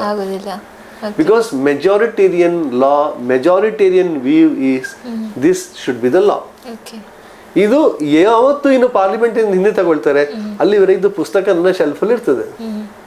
ಸೊ ನಾವು ಪುಸ್ತಕವನ್ನು ನಾವೊಂಥರ ಎಷ್ಟೇ ನಾವು ಬೇಡ ಅಂತ ಹೇಳಿದ್ರು ಕೂಡ ಪುಸ್ತಕವನ್ನು ಪರ್ಚೇಸ್ ಮಾಡೋದನ್ನು ನಾವು ನಿಲ್ಲಿಸಲಿಕ್ಕೆ ಆಗುದಿಲ್ಲ. ನೋಡಿ ಇಲ್ಲಿ ನೋಡಿರ್ಬೋದು ನಮ್ದೆಲ್ಲ ಇಲ್ಲಿ ಈ ಎಲ್ಲ ಪುಸ್ತಕಗಳನ್ನು ಈ ಭಂಡಾರವನ್ನು ಇಟ್ಟದೆ ಅಂತ ಹೇಳಿದ್ರೆ ನಮ್ಗೆ ಹೊಸ ಕಾನೂನುಗಳು ಬರ್ತದೆ. ಈಗ ನೋಡಿ ನಮ್ಗೆ ಹಳೆ ಕಾನೂನು ಪುಸ್ತಕ ಉಂಟು, ನಾನು ಬಿಸಾಡುದಿಲ್ಲ, ಇಡ್ತೇನೆ ಅದನ್ನ. ಯಾಕಂತ ಹೇಳಿದ್ರೆ ನಮಗೆ ಈಗ ಎರಡು ಬೇಕಾಗ್ತದೆ, ರೆಫರೆನ್ಸ್ಗೆ ಬೇಕು ನಮಗೆ. So this all reference books which is displayed in my showcase. So ಹಾಗೆ ಈಗ ಲೇಬರ್ ಲಾಸ್ ಅಲ್ಲಿ ನಾನೀಗ ಹೇಳುವಾಗ ಈ ಲೇಬರ್ ಲಾವನ್ನು ನಾವು 2014ರಲ್ಲಿ ಇದಕ್ಕೊಂದು ಪ್ರಯತ್ನ ನಡೆಯಿತು. ಇದೆಲ್ಲ ಬ್ರಿಟಿಷ್ ಮಾಡಿದ ಎಲ್ಲ ಕಾನೂನನ್ನು ತೆಗಿಬೇಕು ಅನ್ನೋ ಒಂದು ಪ್ರಯತ್ನ ಆಯಿತು. ನಿಮ್ಗೆ ಗೊತ್ತಿರ್ಬೋದು 2019 ಈ ಸರ್ಕಾರ ಅವಧಿ ಮುಗಿಯಿತು, ಇನ್ನು ಹೊಸ ಸರ್ಕಾರ ಬರ್ತದೆ. ಹೊಸ ಸರ್ಕಾರ ಕೂಡ ಅವರದೇ ಬಂತು, BJP ಲೆಡ್ ಗವರ್ಮೆಂಟೇ ಬಂತು. ಸೊ ಅದನ್ನು ಅವ್ರು ಮತ್ತೆ ಮುಂದುವರಿಸಿದ್ರು 2019ರಲ್ಲಿ. 14ರಲ್ಲಿ ಅದು ಮುಗಿಲಿಲ್ಲ, ಅದು ಅವ್ರಿಗೆ ಆಗ್ಲಿಲ್ಲ ಮಾಡ್ಲಿಕ್ಕೆ. 19ರಲ್ಲಿ ಅವರ ಸರ್ಕಾರ ಬರುವಾಗ ಫಸ್ಟ್ ಕಾಯ್ದೆ ಮಾಡಿದ್ದೆ COW ಕೌ ಅಂತ ಹೇಳಿ, ಕೋಡ್ ಆನ್ ವೇಜಸ್ ಅಂತ ಹೇಳಿ. ಓಕೆ 2019ರಲ್ಲಿ ಫಸ್ಟಿಗೆ ನಮ್ಮ ಲೇಬರ್ ಲಾ ಕೈ ಹಾಕಿದ್ದು ಕೌ ಅಂತ ಹೇಳಿ, cow COW code on wages. Code on wages 2019. Okay. ಅಲ್ಲಿ ನಾವು ಆಕ್ಟ್ ಎಂಬ ಪದವನ್ನು ತೆಗೆದೇವು ನಾವು. ಹಾ ಹಾ ಹಾ. ಮುಂಚೆ ಪೇಮೆಂಟ್ ಆಫ್ ವೇಜಸ್ ಆಕ್ಟ್ ಇತ್ತು, Wages Act. ಈಗ ಕೋಡ್ ಆನ್ ವೇಜಸ್. Wages. ಅದರಲ್ಲಿ 4 ಕಾಯ್ದೆಗಳನ್ನು ಮರ್ಜ್ ಮಾಡಿದ್ದಾರೆ. ಮುಂಚಿನ 4 ಕಾಯ್ದೆ, ಹೌದಾ? Payment of wages, minimum wages, payment of gratuity act, ಮತ್ತೆ ಪ್ರಾವಿಡೆಂಟ್ ಇದು ಈಕ್ವಲ್ ರೆಮ್ಯುನರೇಷನ್ ಆಕ್ಟ್. ರೆಮ್ಯುನರೇಷನ್ ಅಂದ್ರೆ ಸಮಾನ ವೇತನ ಕಾಯ್ದೆ ಅಂತ ಹೇಳಿದ್ರೆ ಈಕ್ವಾಲಿಟಿ. ಇಬ್ರು ಮೇಲ್ ಫಿಮೇಲ್ ಹಾಗೆ ಇಬ್ರು ಕಾರ್ಮಿಕರು ಇರ್ತಾರೆ, ಅವರಿಗೆ ತಾರತಮ್ಯ ಅಲ್ಲ. ಇಬ್ರು ಕಾರ್ಮಿಕರಲ್ಲಿ ಒಂದು ಮೇಲ್ ಏನಾದ್ರೂ ಫಿಮೇಲ್ ಇದ್ದಾಗ okay. ಇಬ್ರಿಗೆ ಕೂಡ ಸಮಾನ ವೇತನ ಕೊಡ್ಬೇಕು. ಕೊಡಬೇಕು. ಓಕೆ. ಇಬ್ರು ಮೇಲ್ ವರ್ಕರ್ ಆದ್ರೆ ಅದು ಬರುದಿಲ್ಲ ಅದಕ್ಕೆ. ಹೌದಾ? ಫಿಮೇಲ್ ಮತ್ತೆ ಮೇಲಿಗೆ ನೀವು ಡೆಸಿಗ್ನೇಷನ್ ಒಂದೇ ಕೊಟ್ಟಿದ್ದೀರಾ, ಇಬ್ರಿಗೆ ಕೂಡ ಎಕ್ಸ್ಪೀರಿಯನ್ಸ್ ಒಂದೇ ಉಂಟು, ಆದ್ರೆ ವಿಮೆನ್ ಎಂಪ್ಲಾಯೀಸ್ಗೆ ನೀವು ಕಡಿಮೆ ವೇತನ ಕೊಟ್ರೆ it's a serious offence. Okay. ಅಲ್ಲಿ ಕೇವಲ ಈ ಕಾನೂನಲ್ಲಿ ಆ ಹಣವನ್ನು ತಗೊಳ್ಳುವಂತ ಅಧಿಕಾರ ಮಾತ್ರ ಅಲ್ಲ ಯಾರಿಗೆ ಇರುವುದು, ಈ ಅಧಿಕಾರಿಗೆ ಅವರ ಮೇಲೆ ಕ್ರಿಮಿನಲ್ ಕೋರ್ಟ್ ಅಲ್ಲಿ ಪ್ರಾಸಿಕ್ಯೂಷನ್ ಮಾಡಬಹುದು. ಓಕೆ. ನೀವು ಸಮಾನ ವೇತನ ಕಾಯ್ದೆಯನ್ನು ಉಲ್ಲಂಘಿಸಿದ್ದೀರಿ. ನೋಡಿ, ನಮ್ಮಲ್ಲಿ ಒಂದು ಸ್ಟ್ರಕ್ಚರ್ ಇದೆ. ಈ ತಲೆ ಹೊರೆ ಮಾಡುವ ಕಾರ್ಮಿಕರು ಅಂದ್ರೆ ಲೋಡರ್ಸ್, ಒಂದು ಹೆಂಗಸು ತಲೆ ಲೋಡಿಂಗ್ ಮಾಡುವವರಿಗೆ ಅವ್ರದ್ದು ಲಿಫ್ಟಿಂಗ್ ಕೆಪಾಸಿಟಿ ಈಸ್ 30 kg. ಗಂಡಸಿಗೆ ಲಿಫ್ಟಿಂಗ್ ಕೆಪಾಸಿಟಿ ಈಸ್ 50 kg ಅಂತ ನಾವು ಪ್ರಿಸ್ಕ್ರೈಬ್ ಮಾಡಿದ್ವಿ. Okay. At any reason, if you make the woman employed to lift more than 30 kg, ಅಂದ್ರೆ 30 kg ಗಿಂತ ಹೆಚ್ಚು ನೀವು ಅವರನ್ನು ಹೊರಿಸಿದ್ರೆ ಇಟ್ ಈಸ್ ಆಫೆನ್ಸ್. ಓಕೆ. ಆದ್ರೆ 30 kg ಎತ್ತಿದ್ರು ಕೂಡ, ಇವ್ರು 50 kg ಎತ್ತಿದ್ರು ಕೂಡ ಇಬ್ಬರಿಗೂ ಕೂಡ ವೇತನ ಸರಿಯಾಗಿ ಸೇಮ್ ಟು ಸೇಮ್ ಇರಬೇಕು. ಇದು ಹೆಚ್ಚಿನ ಎಂಪ್ಲಾಯರ್ಸ್ ಕೆಲವೊಮ್ಮೆ ಇಗ್ನೋರೆನ್ಸ್ ಅಲ್ಲಿ ಮಾಡ್ತಾರೆ. ಹೌದು. ಕೆಲವು ವರ್ಕರ್ಸ್ಗೆ ಗೊತ್ತಿರಲಿಲ್ಲ ಇದೊಂದು ಕಾನೂನು ಉಂಟು ಅಂತ ಹೇಳಿ. ಸೊ ಯಾಕೆಂತ ಹೇಳಿದ್ರೆ capacity of the woman is to the weight is not more than 30 kg. ಇದು ನಮ್ಮ ಇಂಟರ್ನ್ಯಾಷನಲ್ ಲೇಬರ್ ಆರ್ಗನೈಸೇಷನ್ ಪ್ರಿಸ್ಕ್ರೈಬ್ ಮಾಡಿದಂತ ಒಂದು ಕ್ರೈಟೀರಿಯಾ. ನಾವು ಸಣ್ಣದಿರುವಾಗ ನಾವು ನೋಡಿದ್ದೇವೆ, ನಾವು 100 kg ಗನಿ ಬ್ಯಾಗ್ ಅನ್ನು ಎತ್ಕೊಂಡು ಹೋಗೋರು ನಾವು ನೋಡಿದ್ದೇನೆ. ಇವತ್ತು ಅದಿಲ್ಲ. ಇವತ್ತು ಅಂತ 100 kg ಇದ್ರೆ ವಿತ್ ಮೆಕನೈಸ್ಡ್ ಇದರಲ್ಲಿ ಅದನ್ನು ಎತ್ತಬೇಕು. ಹ್ಯೂಮನ್ ಫೋರ್ಸ್ ಅಲ್ಲಿ ಇಟ್ಲಿಕ್ಕೆ ಅದಕ್ಕೆ ಅವಕಾಶ ಇಲ್ಲ. ಮಾಡಿದ್ರೆ ಅದು ಅಫೆನ್ಸ್. ಯಾರಿಗೆ 50 kg, ಗಂಡಸಿಗೆ 50 kg ಮಾತ್ರ. 100 kg ಮಾಡಿದ್ರೆ ಇಟ್ ಇಸ್ ಅಫೆನ್ಸ್. ಹೆಂಗಸಿಗೆ 30 kg. ಆದ್ರೆ ಇಬ್ರಿಗೆ ಕೂಡ ವೇತನ ಸೇಮ್ ಟು ಸೇಮ್ ಇರಬೇಕು. So these 4 laws are codified into COW. ಆಮೇಲೆ 2020ರಲ್ಲಿ ಒಂದು ವರ್ಷದ ನಂತರ industrial relation code, occupational hazards code, social security code ಅಂತ ಹೇಳಿ ಇನ್ನೊಂದು 3 ಕೋಡ್ ಮಾಡಿದ್ರು. ಎಲ್ಲ ಈ ಬ್ರಿಟಿಷ್ ಲಾ ತೆಗೆದು ಒಂದು ಪುಸ್ತಕದಲ್ಲಿ ಹಾಕಿಬಿಟ್ಟಿದ್ದಾರೆ. ಅದು ಕೂಡ ನನ್ನಲ್ಲಿ ಉಂಟು. ಅಂದ್ರೆ SS social security welfare, social security code SSC ಅಂತ. ಮತ್ತೆ ಆಕ್ಯುಪೇಷನಲ್ ಹೆಜಾರ್ಡ್ಸ್ ಅಂದ್ರೆ ಆಕ್ಸಿಡೆಂಟ್ ಆಯ್ತು, ಕಾಂಪನ್ಸೇಷನ್ ಕೊಡ್ಬೇಕು. ನಾನು ಹೇಳಿದೆ ಎಂಪ್ಲಾಯೀಸ್ ಕಾಂಪನ್ಸೇಷನ್ ಆಕ್ಟ್ 1923 ಇತ್ತು, ಈಗ ಅದು 2020ಗೆ ಬಂತದ್ದು. ನಾವು ತೆಗ್ದೇವು, ನಾವು ಬ್ರಿಟಿಷ್ ಇದೆಲ್ಲ ತೆಗ್ದೇವು, ಅಳಿಸ್ಬಿಡ್ತಿದ್ದೇವೆ ನಾವು ಅವರೆಲ್ಲ ಇದನ್ನು. ಅದು ಯಾವತ್ತು ಅಳಿಸ್ಬೇಕಿತ್ತು, ಅಟ್ಲೀಸ್ಟ್ ಒಂದು 10 ವರ್ಷ ಆದ್ಮೇಲೆ ಆದ್ರೆ ಅಳಿಸ್ಬೇಕಿತ್ತು, ನಮಗೆ ಸ್ವಾತಂತ್ರ್ಯ ಬಂದು.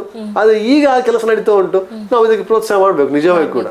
ಆದ್ರೆ ಈಗ ಪ್ರೋತ್ಸಾಹ ಮಾಡಿ ಖಾಲಿ ಅಳಿಸಿಬಿಟ್ರೆ ಸಾಕೋದಿಲ್ಲ, ಅದು ಇಫೆಕ್ಟಿವ್ ಆಗಿರ್ಬೇಕು. ಆದ್ರೆ ನಾನು ಗಮನಿಸಿದ್ದಂತ ಹೇಳಿದ್ರೆ 2020 ಕೋಡ್ ಆಗ್ಲಿ ಮತ್ತೆ ನಮ್ಮ ಕ್ರಿಮಿನಲ್ ಏನು ಚೇಂಜಸ್ ಆಗಿದೆ ನೋಡಿ, ಭಾರತೀಯ ನ್ಯಾಯ ಸಂಹಿತೆ ಅಂತ ಹೇಳಿ ಆಗಿದೆ ನೋಡಿ, ಅದರಲ್ಲಿ ಕೂಡ ನಾವು ಹಳೆ ಕಾನೂನನ್ನು ಬಿಡ್ಲಿಲ್ಲ, ಅದನ್ನೇ ಸ್ವಲ್ಪ ಚೇಂಜಸ್ ಮಾಡಿ ಅಲ್ಲಿ ಹಾಕಿದೆ. ಯಾಕಂದ್ರೆ ಅಷ್ಟು ಸುಲಭದ ಮಾತಲ್ಲ ನಾನು ಬ್ರಿಟಿಷ್ ಲಾ ತೆಗಿತೆ ಅಂತ ಹೇಳಿ. ನಾವು ಇವತ್ತಿನವರೆಗೂ ಕೂಡ ನಾವು ಲೇಬರ್ ಲಾಸ್ ಅನ್ನು ಫಾಲೋ ಮಾಡ್ತಿದ್ವಿ. ಎಲ್ಲ ಲಾ ಅವರು ತೆಗಿಲಿಲ್ಲ, ಅದನ್ನು ಎಲ್ಲ ಬೈಂಡ್ ತೆಗೆದು ಒಂದು 4 ಪುಸ್ತಕವನ್ನು 1 ಪುಸ್ತಕಕ್ಕೆ ತಂದರು, 6 ಪುಸ್ತಕವನ್ನು 1 ಪುಸ್ತಕಕ್ಕೆ ತಂದರು. ಹಾಗೆ ಅಷ್ಟೇ ಬದಲಾವಣೆ ಆಯ್ತು. ಮತ್ತೆ ಕೆಲವೆಲ್ಲ ಪ್ರಾಧಿಕಾರವನ್ನು ಚೇಂಜ್ ಮಾಡಿದ್ರು. ನಮಗೆ ಒಂದೇ ಪುಸ್ತಕದಲ್ಲಿ ನಮಗೆ ನೋಡ್ಲಿಕ್ಕೆ ಒಂದು ಅನುಕೂಲ ಆಯ್ತು. ಬಟ್ ಈಗ ಇದರಲ್ಲಿ ಈಗ ಲೇಬರ್ ಲಾದಲ್ಲಿ ನಾನು ಹೇಳ್ಬೇಕಿದ್ರೆ ನಾನೀಗ ಲೇಬರ್ ಲಾದ ನಾನು ಅಲ್ಲೇ ಸ್ಟಾರ್ಟ್ ಮಾಡಿದ್ದು, ನಾನು ಅಲ್ಲಿಗೆ ಬರ್ತಾ ಇದ್ದೇನೆ. ಲೇಬರ್ ಲಾಸ್ ಅಂತ ಹೇಳಿದ್ರೆ ನಮ್ಮಲ್ಲಿ 2 ವಿಭಾಗಗಳನ್ನು ನಾವು ಮೇನ್ ನೋಡ್ಬೇಕು. ಒಂದು ಸಂಪೂರ್ಣವಾಗಿ ಮ್ಯಾನೇಜ್ಮೆಂಟ್ ಸೈಡ್ಗೆ ರಿಕ್ವೈರ್ಮೆಂಟ್ ಇರುವಂತಹ ಒಂದು ಕಾನೂನುಗಳು, ಮತ್ತೆಲ್ಲ ವರ್ಕರ್ಸ್ ಬೆನಿಫಿಟ್ಗೆ ಸಂಬಂಧಪಟ್ಟಂತ ಕಾನೂನುಗಳು. ಮ್ಯಾನೇಜ್ಮೆಂಟ್ ಸಂಬಂಧಪಟ್ಟ ಅಂತ ಹೇಳಿದ್ರೆ ಈಗ ನೀವೊಂದು ಸಂಸ್ಥೆ ಮಾಡುವಾಗ ಆಲೋಚನೆ ಮಾಡ್ಬೇಕು ಇದು ಯಾವ ಅಧಿನಿಯಮದಲ್ಲಿ ಬರ್ತದೆ ಅಂತ ಹೇಳಿ. ನೀವೊಂದು ಏನೋ ಒಂದು ಸ್ಟಾರ್ಟ್ ಮಾಡ್ತೀರಿ, ಏನೋ ಒಂದು ಸ್ಟಾರ್ಟ್ಅಪ್ ಕಂಪನಿ ಅಂತ ನಾವು ಹೇಳ್ತಿದ್ದೇವೆ, ನಾವು ಈಗೆಲ್ಲ ಸ್ಟಾರ್ಟ್ಅಪ್ ಮಾಡಿ ಅಂತ ಹೇಳಿ.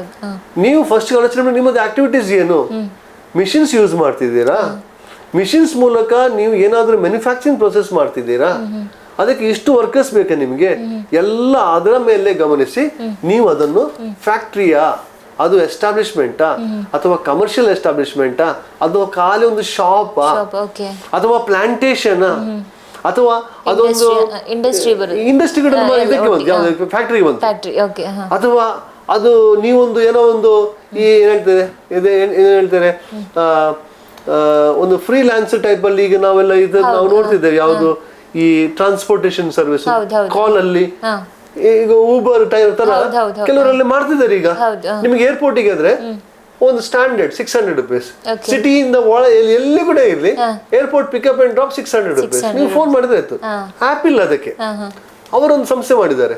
So transport system, so transport workers are there. ಆ ಡ್ರೈವರ್ಗೆ ಏನು ಅವರಿಗೆ ವೇತನ ಮಾಡಬೇಕು ಅದೆಲ್ಲ ನೋಡ್ಲಿಕ್ಕೋಸ್ಕರ ಟ್ರಾನ್ಸ್ಪೋರ್ಟ್ ವರ್ಕರ್ಸ್ ಆಕ್ಟ್ ಇದೆ. ನೀವು ಹಳ್ಳಿಗೆ ಹೋಗ್ತೀರಾ, ಅಲ್ಲಿ ಒಂದು ಪ್ಲಾಂಟೇಶನ್ ಏರಿಯಾ ಒಂದು ಜಾಗವನ್ನು ತೆಗೆದುಕೊಂಡು ಪ್ಲಾಂಟೇಶನ್ ಹಾಕ್ತಿದ್ದೀರಾ, ನೀವು ರಬ್ಬರ್ ಪ್ಲಾಂಟೇಶನ್ ಹಾಕ್ತೀರಿ, ಟೀ ಪ್ಲಾಂಟೇಶನ್, ಕಾಫಿ ಪ್ಲಾಂಟೇಶನ್ ಹಾಕ್ತೀರಿ, ಅವಾಗ ಪ್ಲಾಂಟೇಶನ್ ಲೇಬರ್ ಆಕ್ಟ್ ಅಲ್ಲಿ ನೀವು ರಿಜಿಸ್ಟರ್ ಮಾಡಬೇಕು. ನಿಮ್ದು establishment if it is a manufacturing process having machineries, ಇಷ್ಟು ನಂಬರ್ಸ್ ಅಂತ ಹೇಳಿದ್ರೆ 10ಕ್ಕಿಂತ ಜಾಸ್ತಿ ಇದ್ರೆ ಮತ್ತೆ ಮಿಷಿನ್ಸ್ ಯೂಸ್ ಮಾಡಿದ್ರೆ ದಟ್ ಬಿಕಮ್ಸ್ ಫ್ಯಾಕ್ಟ್ರಿ ಅಂತ ಹೇಳಿ ಫ್ಯಾಕ್ಟರೀಸ್ ಆಕ್ಟ್ ಹೇಳ್ತಾರೆ. ನೀವು ಅಲ್ಲಿಂದ ಲೈಸೆನ್ಸ್ ತಗೊಳ್ಬೇಕು.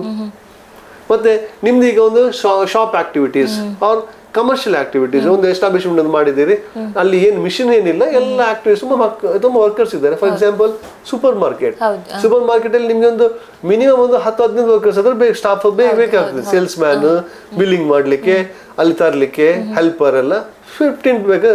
ಅವಾಗ that has to register under shop act, shops and commercial establishment act. ನೀವು ಅಲ್ಲಿಂದ ರಿಜಿಸ್ಟ್ರೇಷನ್ ಸರ್ಟಿಫಿಕೇಟ್ ಅನ್ನು ತಗೊಳ್ಬೇಕು. ಸೊ ಇದೇ ತಗೊಳ್ಳದಿದ್ರೆ ಆ ಮಾಲೀಕರಿಗೆ ಈ ಡಿಪಾರ್ಟ್ಮೆಂಟ್ ನವರು ಕೇಸ್ ಹಾಕ್ತಾರೆ. ಮತ್ತೊಂದುಂಟು 5ನೇದುಂಟು ಮೈನ್ಸ್ ಆಕ್ಟ್ ಅಂತ ಹೇಳಿ.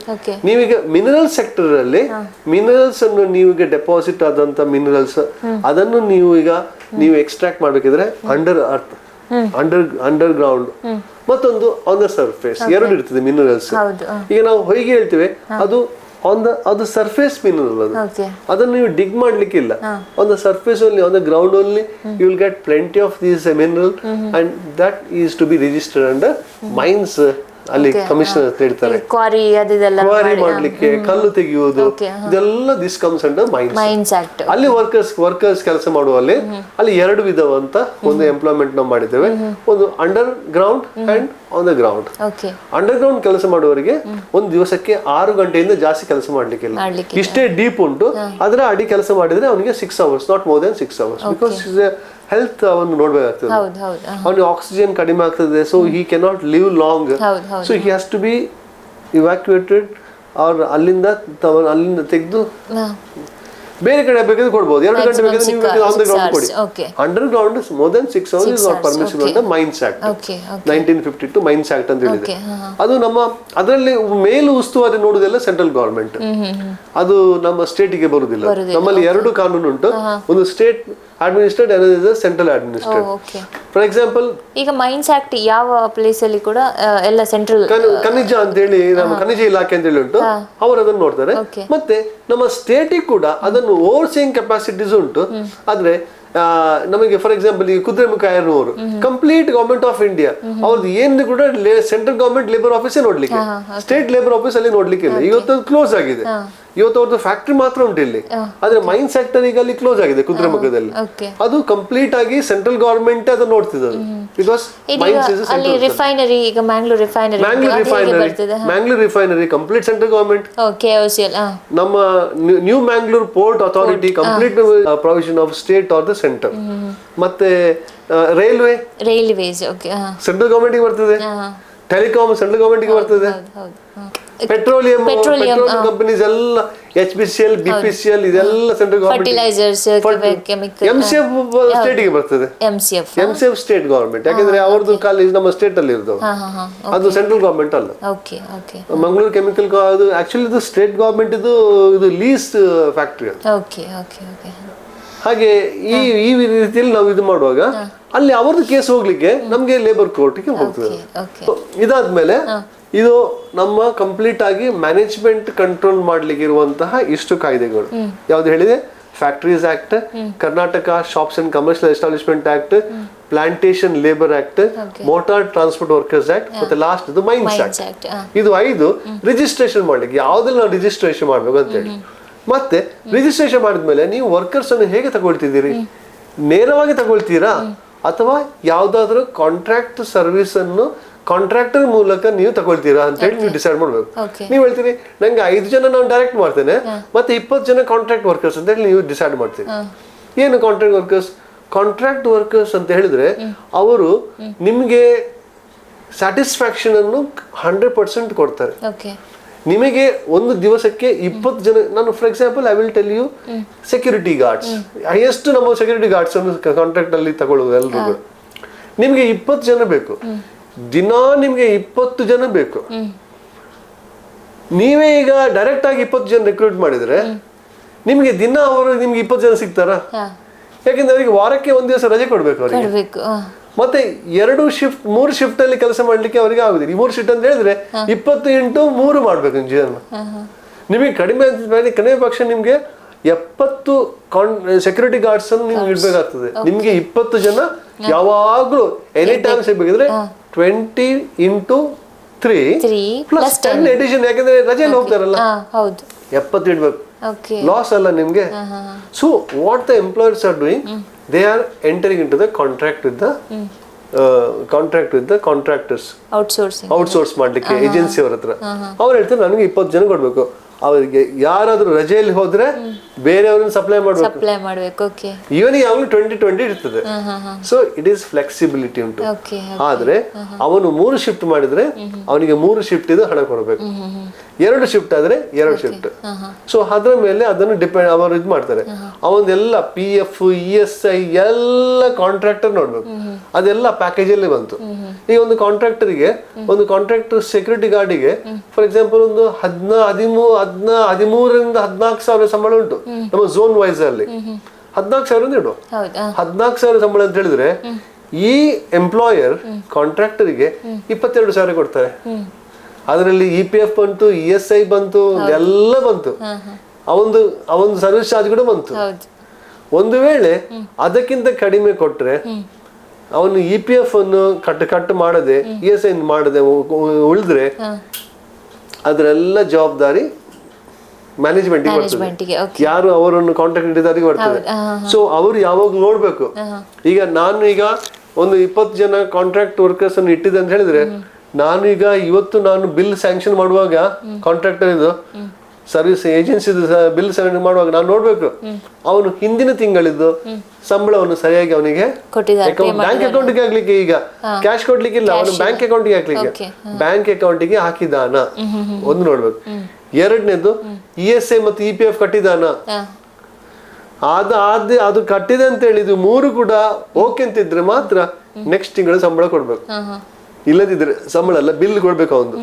ಆ ಬಿಲ್ ಅನ್ನು ಇವನು ನೋಡದೆ ಕಣ್ಣ ಮುಚ್ಚಿ ಇವನ್ನೆಲ್ಲ ಸ್ಯಾಂಕ್ಷನ್ ಮಾಡಿದ್ರೆ ನಾಳೆ ಮ್ಯಾನೇಜ್ಮೆಂಟ್ ನಾಳೆ ವರ್ಕರ್ಸ್ಗೆ ಅನ್ಯಾಯ ಆದ್ರೆ ಈ ಮ್ಯಾನೇಜ್ಮೆಂಟ್ ಅವ್ರು ಇವರ ಕೈಯಿಂದ ಕೊಡ್ಬೇಕು. ESI ಗೆ ಮತ್ತು EPF ಗೆ ಮಿನಿಮಮ್ ವೇಜಸ್ ಕೊಟ್ಟಿದ್ದಾನ, ಮಿನಿಮಮ್ ವೇಜಸ್ ಅನ್ನು ಕೂಡ ಅವರು ಸರಿಯಾಗಿ ನೋಡ್ಬೇಕು. ಸೊ ಹೀಗೆ ಈ ಮಿನಿಮಮ್ ವೇಜಸ್ ಒಂದು ಈಗ ಪಿ ಎಫ್ ಕಡ್ಡಾಯ, ಎಲ್ಲರಿಗೂ ಕೂಡ ಪಿ ಎಫ್ ಕಡ್ಡಾಯ. ಕಡ್ಡಾಯ, okay. P F and ESI is compulsory for every one. Okay. ಆದ್ರೆ ಅಲ್ಲೊಂದು ಸ್ಯಾಲರಿ ಸೀಲಿಂಗ್ ಮಾಡಿದ್ದಾರೆ. 15,000ಕ್ಕಿಂತ ನಿಮ್ಗೆ ಜಾಸ್ತಿ ಸಂಬಳ ನಿಮ್ಗೆ ಅಪಾಯಿಂಟ್ಮೆಂಟ್ ಟೈಮ್ ಅಲ್ಲಿ ನಿಮ್ಗಿದ್ರೆ ಪಿ ಎಫ್ ಕೊಡುವ ಅವಶ್ಯಕತೆ ಇಲ್ಲ ಎಂಪ್ಲಾಯರಿಗೆ. ಓಕೆ ಓಕೆ ಅವನಿಗೆ ಖುಷಿ ಇದ್ರೆ ಕೊಡ್ಬೋದು. ಓಕೆ ಈಗ ಒಂದು 20,000 ಸಂಬಳ ಉಂಟು ಅಂತ ಹೇಳುವಾಗ ಪಿ ಎಫ್ ಅನ್ನು ಅವರಿಗೆ ಕೊಡ್ಬೋದು. ಇಲ್ಲ ನಿಂಗೆ ನಾನು ಪಿ ಎಫ್ ಕೊಡ್ತೇನೆ ಅಂತ ಹೇಳಿದ್ರೆ 12% 1,800 ಕಟ್ ಮಾಡ್ಲಿಕ್ಕೆ ಅವಕಾಶ ಉಂಟು. ಓಕೆ ಮ್ಯಾಕ್ಸಿಮಮ್ 15%, 15,000 ಮೇಲೆ ಮಾತ್ರ. 20,000 30,000 ಇರ್ಲಿ, Okay. ನಿಮಗೆ 15% ಸಾರಿ 12% ಅನ್ನು 15,000 ಮೇಲೆ ಕಟ್ ಮಾಡಿದ್ರೆ ಅದು 1,800 ಆಗ್ತದೆ. ಸೊ ಅಷ್ಟು ಮಾತ್ರ ಕಟ್ ಮಾಡ್ಲಿಕ್ಕೆ ಇದು ಉಂಟು. ಅದು ಕೆಲವರು ಎಂತ ಮಾಡಿದ್ರೆ ನಾನು ಕೊಡುದಿಲ್ಲ ನಿಮಗೆ ಪಿ ಎಫ್ ಅಂತ ಹೇಳಿದ್ರೆ ಈ ವರ್ಕರಿಗೆ ಅವನ ಮೇಲೆ ಕೇಸ್ ಆಗ್ಲಿಕ್ಕೆ ಆಗುದಿಲ್ಲ. ಯಾಕಂದ್ರೆ ಇವನ್ ಸಂಬಳ 15,000 ಜಾಸ್ತಿ ಉಂಟು. ಜಾಸ್ತಿ, ಓಕೆ. ಅದೇ ESI ಅಲ್ಲಿ 21,000 ಜಾಸ್ತಿ ಇದ್ರೆ ಅವರಿಗೆ ESI ಇಲ್ಲ. ಓಕೆ. ಆದ್ರೆ 21,000 21,000 ಜಾಸ್ತಿ ಆದ್ರೆ ESI ಕಟ್ ಮಾಡ್ಲಿಕ್ಕೇನೆ ಇಲ್ಲ, ಅಲ್ಲಿ ಆಪ್ಷನ್ ಇಲ್ಲ. ಅವ್ರದ್ದು 21,000 ₹1 ಜಾಸ್ತಿ ಆದ್ರೆ ನೆಕ್ಸ್ಟ್ 6 ತಿಂಗಳ ನಂತರ ಇವರು ESI ಮೆಂಬರ್ ಇಂದ ಹೊರಗೆ ಬರ್ತಾರೆ. Okay okay. ಈಗ ಒಂದು 6 ತಿಂಗಳು ಅಂತ ಹೇಳಿ ಉಂಟು, ಅವ್ರದ್ದೊಂದು ಸ್ಟೇಜ್ ಉಂಟು. ಈಗ ಏಪ್ರಿಲ್ ಅಲ್ಲಿ ಅವರಿಗೆ ಈಗ ಸಂಬಳ ಜಾಸ್ತಿ ಆದ್ರೆ ಈಗ 21 ಇದ್ದದ್ದು 22,000 ಆದ್ರೆ ಅವರಿಗೆ ESI ಬೆನಿಫಿಟ್ ಸೆಪ್ಟೆಂಬರ್ ವರೆಗೆ ಸಿಗ್ತದೆ. ಯಾರಿಗೆ ವರ್ಕರಿಗೆ ಅಂದ್ರೆ 6 months. ಮತ್ತು ಅವರಿಗೆ ಒಂದು ಅಕ್ಟೋಬರ್ಗೆ ಒಂದು ಹೇಳಿ ಆದ್ರೆ ಅವರಿಗೆ ಮಾರ್ಚ್ ವರೆಗೆ ಸಿಗ್ತದೆ. ಅಂದ್ರೆ 6 months ಗೆ ಎಕ್ಸ್ಟೆನ್ಷನ್ ಆಗ್ತದೆ. ಏನಾದ್ರು ಆಕ್ಸಿಡೆಂಟ್ ಆದ್ರೆ ಮೆಟರ್ನಿಟಿ ಬೆನಿಫಿಟ್ ಎಲ್ಲ ಅವರಿಗೆ ಸಿಗ್ತದೆ. ಬಟ್ ಅವರಿಗೆ after 6 months if the salary is more than 21,000 ಇದ್ರೆ ಅವರಿಗೆ ESI ಆಕ್ಟ್ ಬೆನಿಫಿಟ್ ಸಿಗುದಿಲ್ಲ. ಪಿ ಎಫ್ ಹಾಗೆ ಇಲ್ಲ, ನಿಮ್ದು 1 ಲಕ್ಷ ಕೂಡ ಇರ್ಲಿ, ಮ್ಯಾನೇಜ್ಮೆಂಟ್ ಇಚ್ಛೆ ಪಟ್ರೆ ಅವ್ರಿಗೆ ಕೊಡ್ಬೋದು. ಮತ್ತೆ ನೀವೀಗ ಒಂದು ಸಂಸ್ಥೆಯಲ್ಲಿ ಇದ್ದೀರಿ, ಅಲ್ಲಿ ನೀವು ಸೇರುವಾಗ 13,000 ಸಂಬಳ ಇತ್ತು. ನೀವು ಮತ್ತೊಂದು ಸಂಸ್ಥೆಗೆ ಹೋಗ್ತೀರಿ, ಅಲ್ಲಿಗೆ ನಿಮ್ಗೆ ಹೋಗುವಾಗ 16,000 ಸಂಬಳ ಕೊಡ್ತಾರೆ. ಅವ್ರು ಬೈ ಡಿಫಾಲ್ಟ್ ಏನ್ ಅನಿಸ್ತಾರೆ, ಓ 16,000 ಸಂಬಳ ಅಲ್ಲ, ಪಿ ಎಫ್ ನಿಂಗೆ ಇಲ್ಲ ಅಂತೇಳಿ. ನೀವು ಹೇಳ್ತೀರಿ ಪಿ ಎಫ್ ಕೊಡಿ ಅಂತೇಳಿ, ಇಲ್ಲ ಇಲ್ಲ ನಿಮ್ಗೆ 16,000 ಜಾಸ್ತಿ ಉಂಟು ಅಂತೇಳಿ. ಆದ್ರೆ ಕಾನೂನು ಅಂತ ಹೇಳಿದ್ರೆ ನೀವೀಗ 13,000 ಸಂಬಳ ಇರುವ ಕಂಪನಿಯಲ್ಲಿ ನಿಮ್ಗೆ USN ನಂಬರ್ ಜನರೇಟ್ ಆಗಿದೆ. ಒಂದು unified social security USSN number ಅಂತ ಉಂಟು. ಅದು ಜನರೇಟ್ ಆಗಿ ನೀವು ಆ PF ಮೊತ್ತವನ್ನು ನೀವು ಕ್ಲೈಮ್ ಮಾಡದಿದ್ರೆ, ಅಂದ್ರೆ ವಿಡ್ರಾ ಮಾಡದಿದ್ರೆ, then this employer has to continue in his establishment under the EPF. ಅದಕ್ಕೆ ಒಂದು ಫಾರ್ಮ್ 11 ಅಂತ ಕೊಡ್ಲಿಕ್ಕೆ ಉಂಟು. ಫಾರ್ಮ್ 11 ಅಂತ ಹೇಳಿದ್ರೆ ಡಿಕ್ಲರೇಷನ್ ಫಾರ್ಮ್. ನೀವು ಅದ್ರಲ್ಲಿ ಹೇಳಲಿಕ್ಕೆ ಉಂಟು, ನಾನು ಹಿಂದಿನ ಸಂಸ್ಥೆಯಲ್ಲಿ ಇದ್ದೆ, ನಂದು PF ಅಕೌಂಟ್ ಇತ್ತು, ಅದನ್ನ ಕಂಟಿನ್ಯೂ ಮಾಡಿ. ಇಲ್ಲ, ಎರಡು ಉತ್ತರ ಹೇಳ್ಬೇಕು. ಉಂಟಂತ ಹೇಳಿದ್ರೆ ಇವರು ತಗೊಳ್ಬೇಕು. ಹಾಗೆ ಹೆಚ್ಚಿನ ಎಂಪ್ಲಾಯರ್ಸ್, ಇದು ನನ್ನ ಮೆಸೇಜ್ ಟು ದ ಎಂಪ್ಲಾಯರ್ಸ್, ಅದನ್ನು ನೀವು ಯಾವತ್ತೂ ನೀವು ನೋಡ್ಬೇಕು. ಡಿಕ್ಲರೇಷನ್ 11 ಯಾರು ಕೂಡ 15,000 ಜಾಸ್ತಿ ಸಂಬಳ ಇದ್ದು ನೀವು ಅವನಿಗೆ ಕೊಡುದಿಲ್ಲ ಅಂತ ಹೇಳಿದ್ರೆ you have to collect declaration form 11. ಅದರಲ್ಲಿ ಅವನು ಹೇಳ್ಬೇಕು, ಅವನು ಹೇಳ್ತಾನೆ ನನಗೆ EPF ಇತ್ತ ಇಲ್ವಾ ಅಂತ ಹೇಳಿ ಹೇಳ್ತಾನೆ. ಇಲ್ಲದಿದ್ರೆ ಇಲ್ಲ ಹೇಳ್ತಾನೆ. KYC ಕೊಡ್ಲಿಕ್ಕೆ ಉಂಟು. ಅವನು KYC ಡಾಕ್ಯುಮೆಂಟ್ ಅನ್ನು, ಬ್ಯಾಂಕ್ ಅಕೌಂಟ್ ಅನ್ನು ಕೊಟ್ಟು ಅದರ ನಂತರ ಮ್ಯಾನೇಜ್ಮೆಂಟ್ ನವರು ಹೇಳುದು ಇವನಿಗೆ 15,000 ಜಾಸ್ತಿ ಸಂಬಳ ಇದೆ, ಮತ್ತೆ ಈ ಒಂದು ಮುಂಚೆ PF ಇತ್ತು, ಆದ್ರೂ ಕೂಡ ಅವನು ಅದನ್ನು ವಿಡ್ರಾ ಮಾಡಿದ್ದಾನೆ, ಅದರಿಂದಾಗಿ ಇವನಿಗೆ PF ಅವಶ್ಯಕತೆ ಇಲ್ಲ. ವಿಡ್ರಾ ಮಾಡಿದ್ರೆ ಹೋಯ್ತು. ವಿಡ್ರಾ ಮಾಡದಿದ್ರೆ ನೀವು ಅದನ್ನು ಹಾಗೇನೆ ಇಟ್ಟು ಇದು ಮಾಡಿದ್ರೆ then this establishment has to transfer ಆ ಎಲ್ಲ ಹಣ ಉಂಟಲ್ಲ ನಿಮ್ಮ ಈ ಹೊಸ ಅಕೌಂಟಿಗೆ ಬರ್ತದೆ. ನಿಮ್ದು ಏನಾದ್ರು ಪೆನ್ಷನ್, ಈಗ ಫಾರ್ ಎಕ್ಸಾಂಪಲ್ ನೀವು ಅಲ್ಲಿ ಒಂದು 8 ವರ್ಷ ಕೆಲಸ ಮಾಡಿದ್ದೀರಿ ಆ ಸಂಸ್ಥೆಯಲ್ಲಿ, ಈ ಸಂಸ್ಥೆಯಲ್ಲಿ ನೀವು ಸೇರುವಾಗ 8 ವರ್ಷದಿಂದ ಸ್ಟಾರ್ಟ್ ಆಗ್ತದೆ ನಿಮ್ಮ service period. So that is A benefit.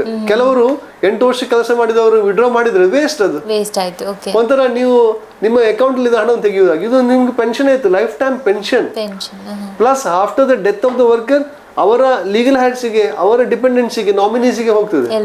So ನಾನು ಯಾವಾಗ್ಲೂ ಹೇಳಲಿಕ್ಕೆ ಉಂಟು, 5 ಮೇಲೆ ನೀವು ಸರ್ವಿಸ್ ಮಾಡಿದ್ರೆ ನೀವು ವಿಡ್ರಾ ಮಾಡಬೇಡಿ, ನೀವು ಫೂಲ್ಸ್ ಅಂತೇಳಿ. ನೀವು ಎಲ್ಲಿಯಾದ್ರೂ ಮತ್ತೊಂದು ಕಡೆ ಸೇರಿ ಇನ್ನೊಂದು 5 ವರ್ಷ ನೀವು ಕೆಲಸ ಮಾಡಿ, ಆಗ 10 ವರ್ಷ ಆಗ್ತದೆ, ಆವಾಗ you are eligible for the pension. If it is more than 10 years you will get the higher pension. Minimum pension 10 years ಆಗ್ಲೇಬೇಕು. ಸೊ ಅದಕ್ಕೋಸ್ಕರ ಅದನ್ನು ನೀವು ವಿಡ್ರಾ ಮಾಡಬೇಡಿ. ಮ್ಯಾನೇಜ್ಮೆಂಟ್ಗೆ ಅಂತ ಹೇಳುದು ಅಂತ ಹೇಳಿದ್ರೆ ಅವರನ್ನು ನೀವು ಡಿಕ್ಲೇರ್ ಮಾಡೋದಕ್ಕೆ ಮುಂಚೆ, ಎಕ್ಸಾಮ್ ಡಿಕ್ಲೇರ್ ಮಾಡೋದಕ್ಕೆ ಮುಂಚೆ ಡಿಕ್ಲರೇಷನ್ ಫಾರ್ಮ್ ಅನ್ನು ತಗೊಳ್ಳಿ. ನೀವು ಕ್ರಾಸ್ ವೆರಿಫೈ ಮಾಡಿ ಅವರಲ್ಲಿ EPF ಅಲ್ಲಿ ಇದ್ರ ಅಂತೇಳಿ. ಇಲ್ಲದ್ರೆ EPF ನವ್ರು ನಿಮ್ಮ ತಲೆ ಎತ್ಕೊಳ್ತಾರೆ, ಅವರೊಂದು 2-3 ವರ್ಷ ನಂತರ ಕೇಸ್ ಹಾಕ್ತಾರೆ. ನೀವು ಅದಕ್ಕೆ ಬಡ್ಡಿ, ಚಕ್ರ ಬಡ್ಡಿ ಮತ್ತೆ ಅದಕ್ಕೆ ಪೆನಾಲ್ಟಿ ಎಲ್ಲ ಕಟ್ಟಿ ಅದು ದೊಡ್ಡ ಅಮೌಂಟ್ ಆಗ್ತದೆ. So employer also has to be very much careful. ನಂದು ಯಾವಾಗ್ಲೂ ಅಡ್ವೈಸ್, ಎಲ್ಲಿ ಕೂಡ ಎಂಪ್ಲಾಯರ್ ಕೂಡ ಅಡಾಪ್ಟ್ ಆಗಬಾರ್ದು, ಎಂಪ್ಲಾಯೀಸ್ ರೈಟ್ ಕೂಡ ನೀವು ಡಿನೈ ಮಾಡಬಾರ್ದು. This is my always my advice from this office. Thank you sir. ಜನರಿಗೆ ಅತ್ಯುತ್ತಮ ಉಪಯುಕ್ತವಾದಂತಹ ಮಾಹಿತಿಯನ್ನು ನೀಡಿದಿರಿ. ನಿಮಗೆ ಅನಂತ ಧನ್ಯವಾದಗಳು sir. Thank you so much. Thank you so much for the opportunity. Thank you sir. Thank you.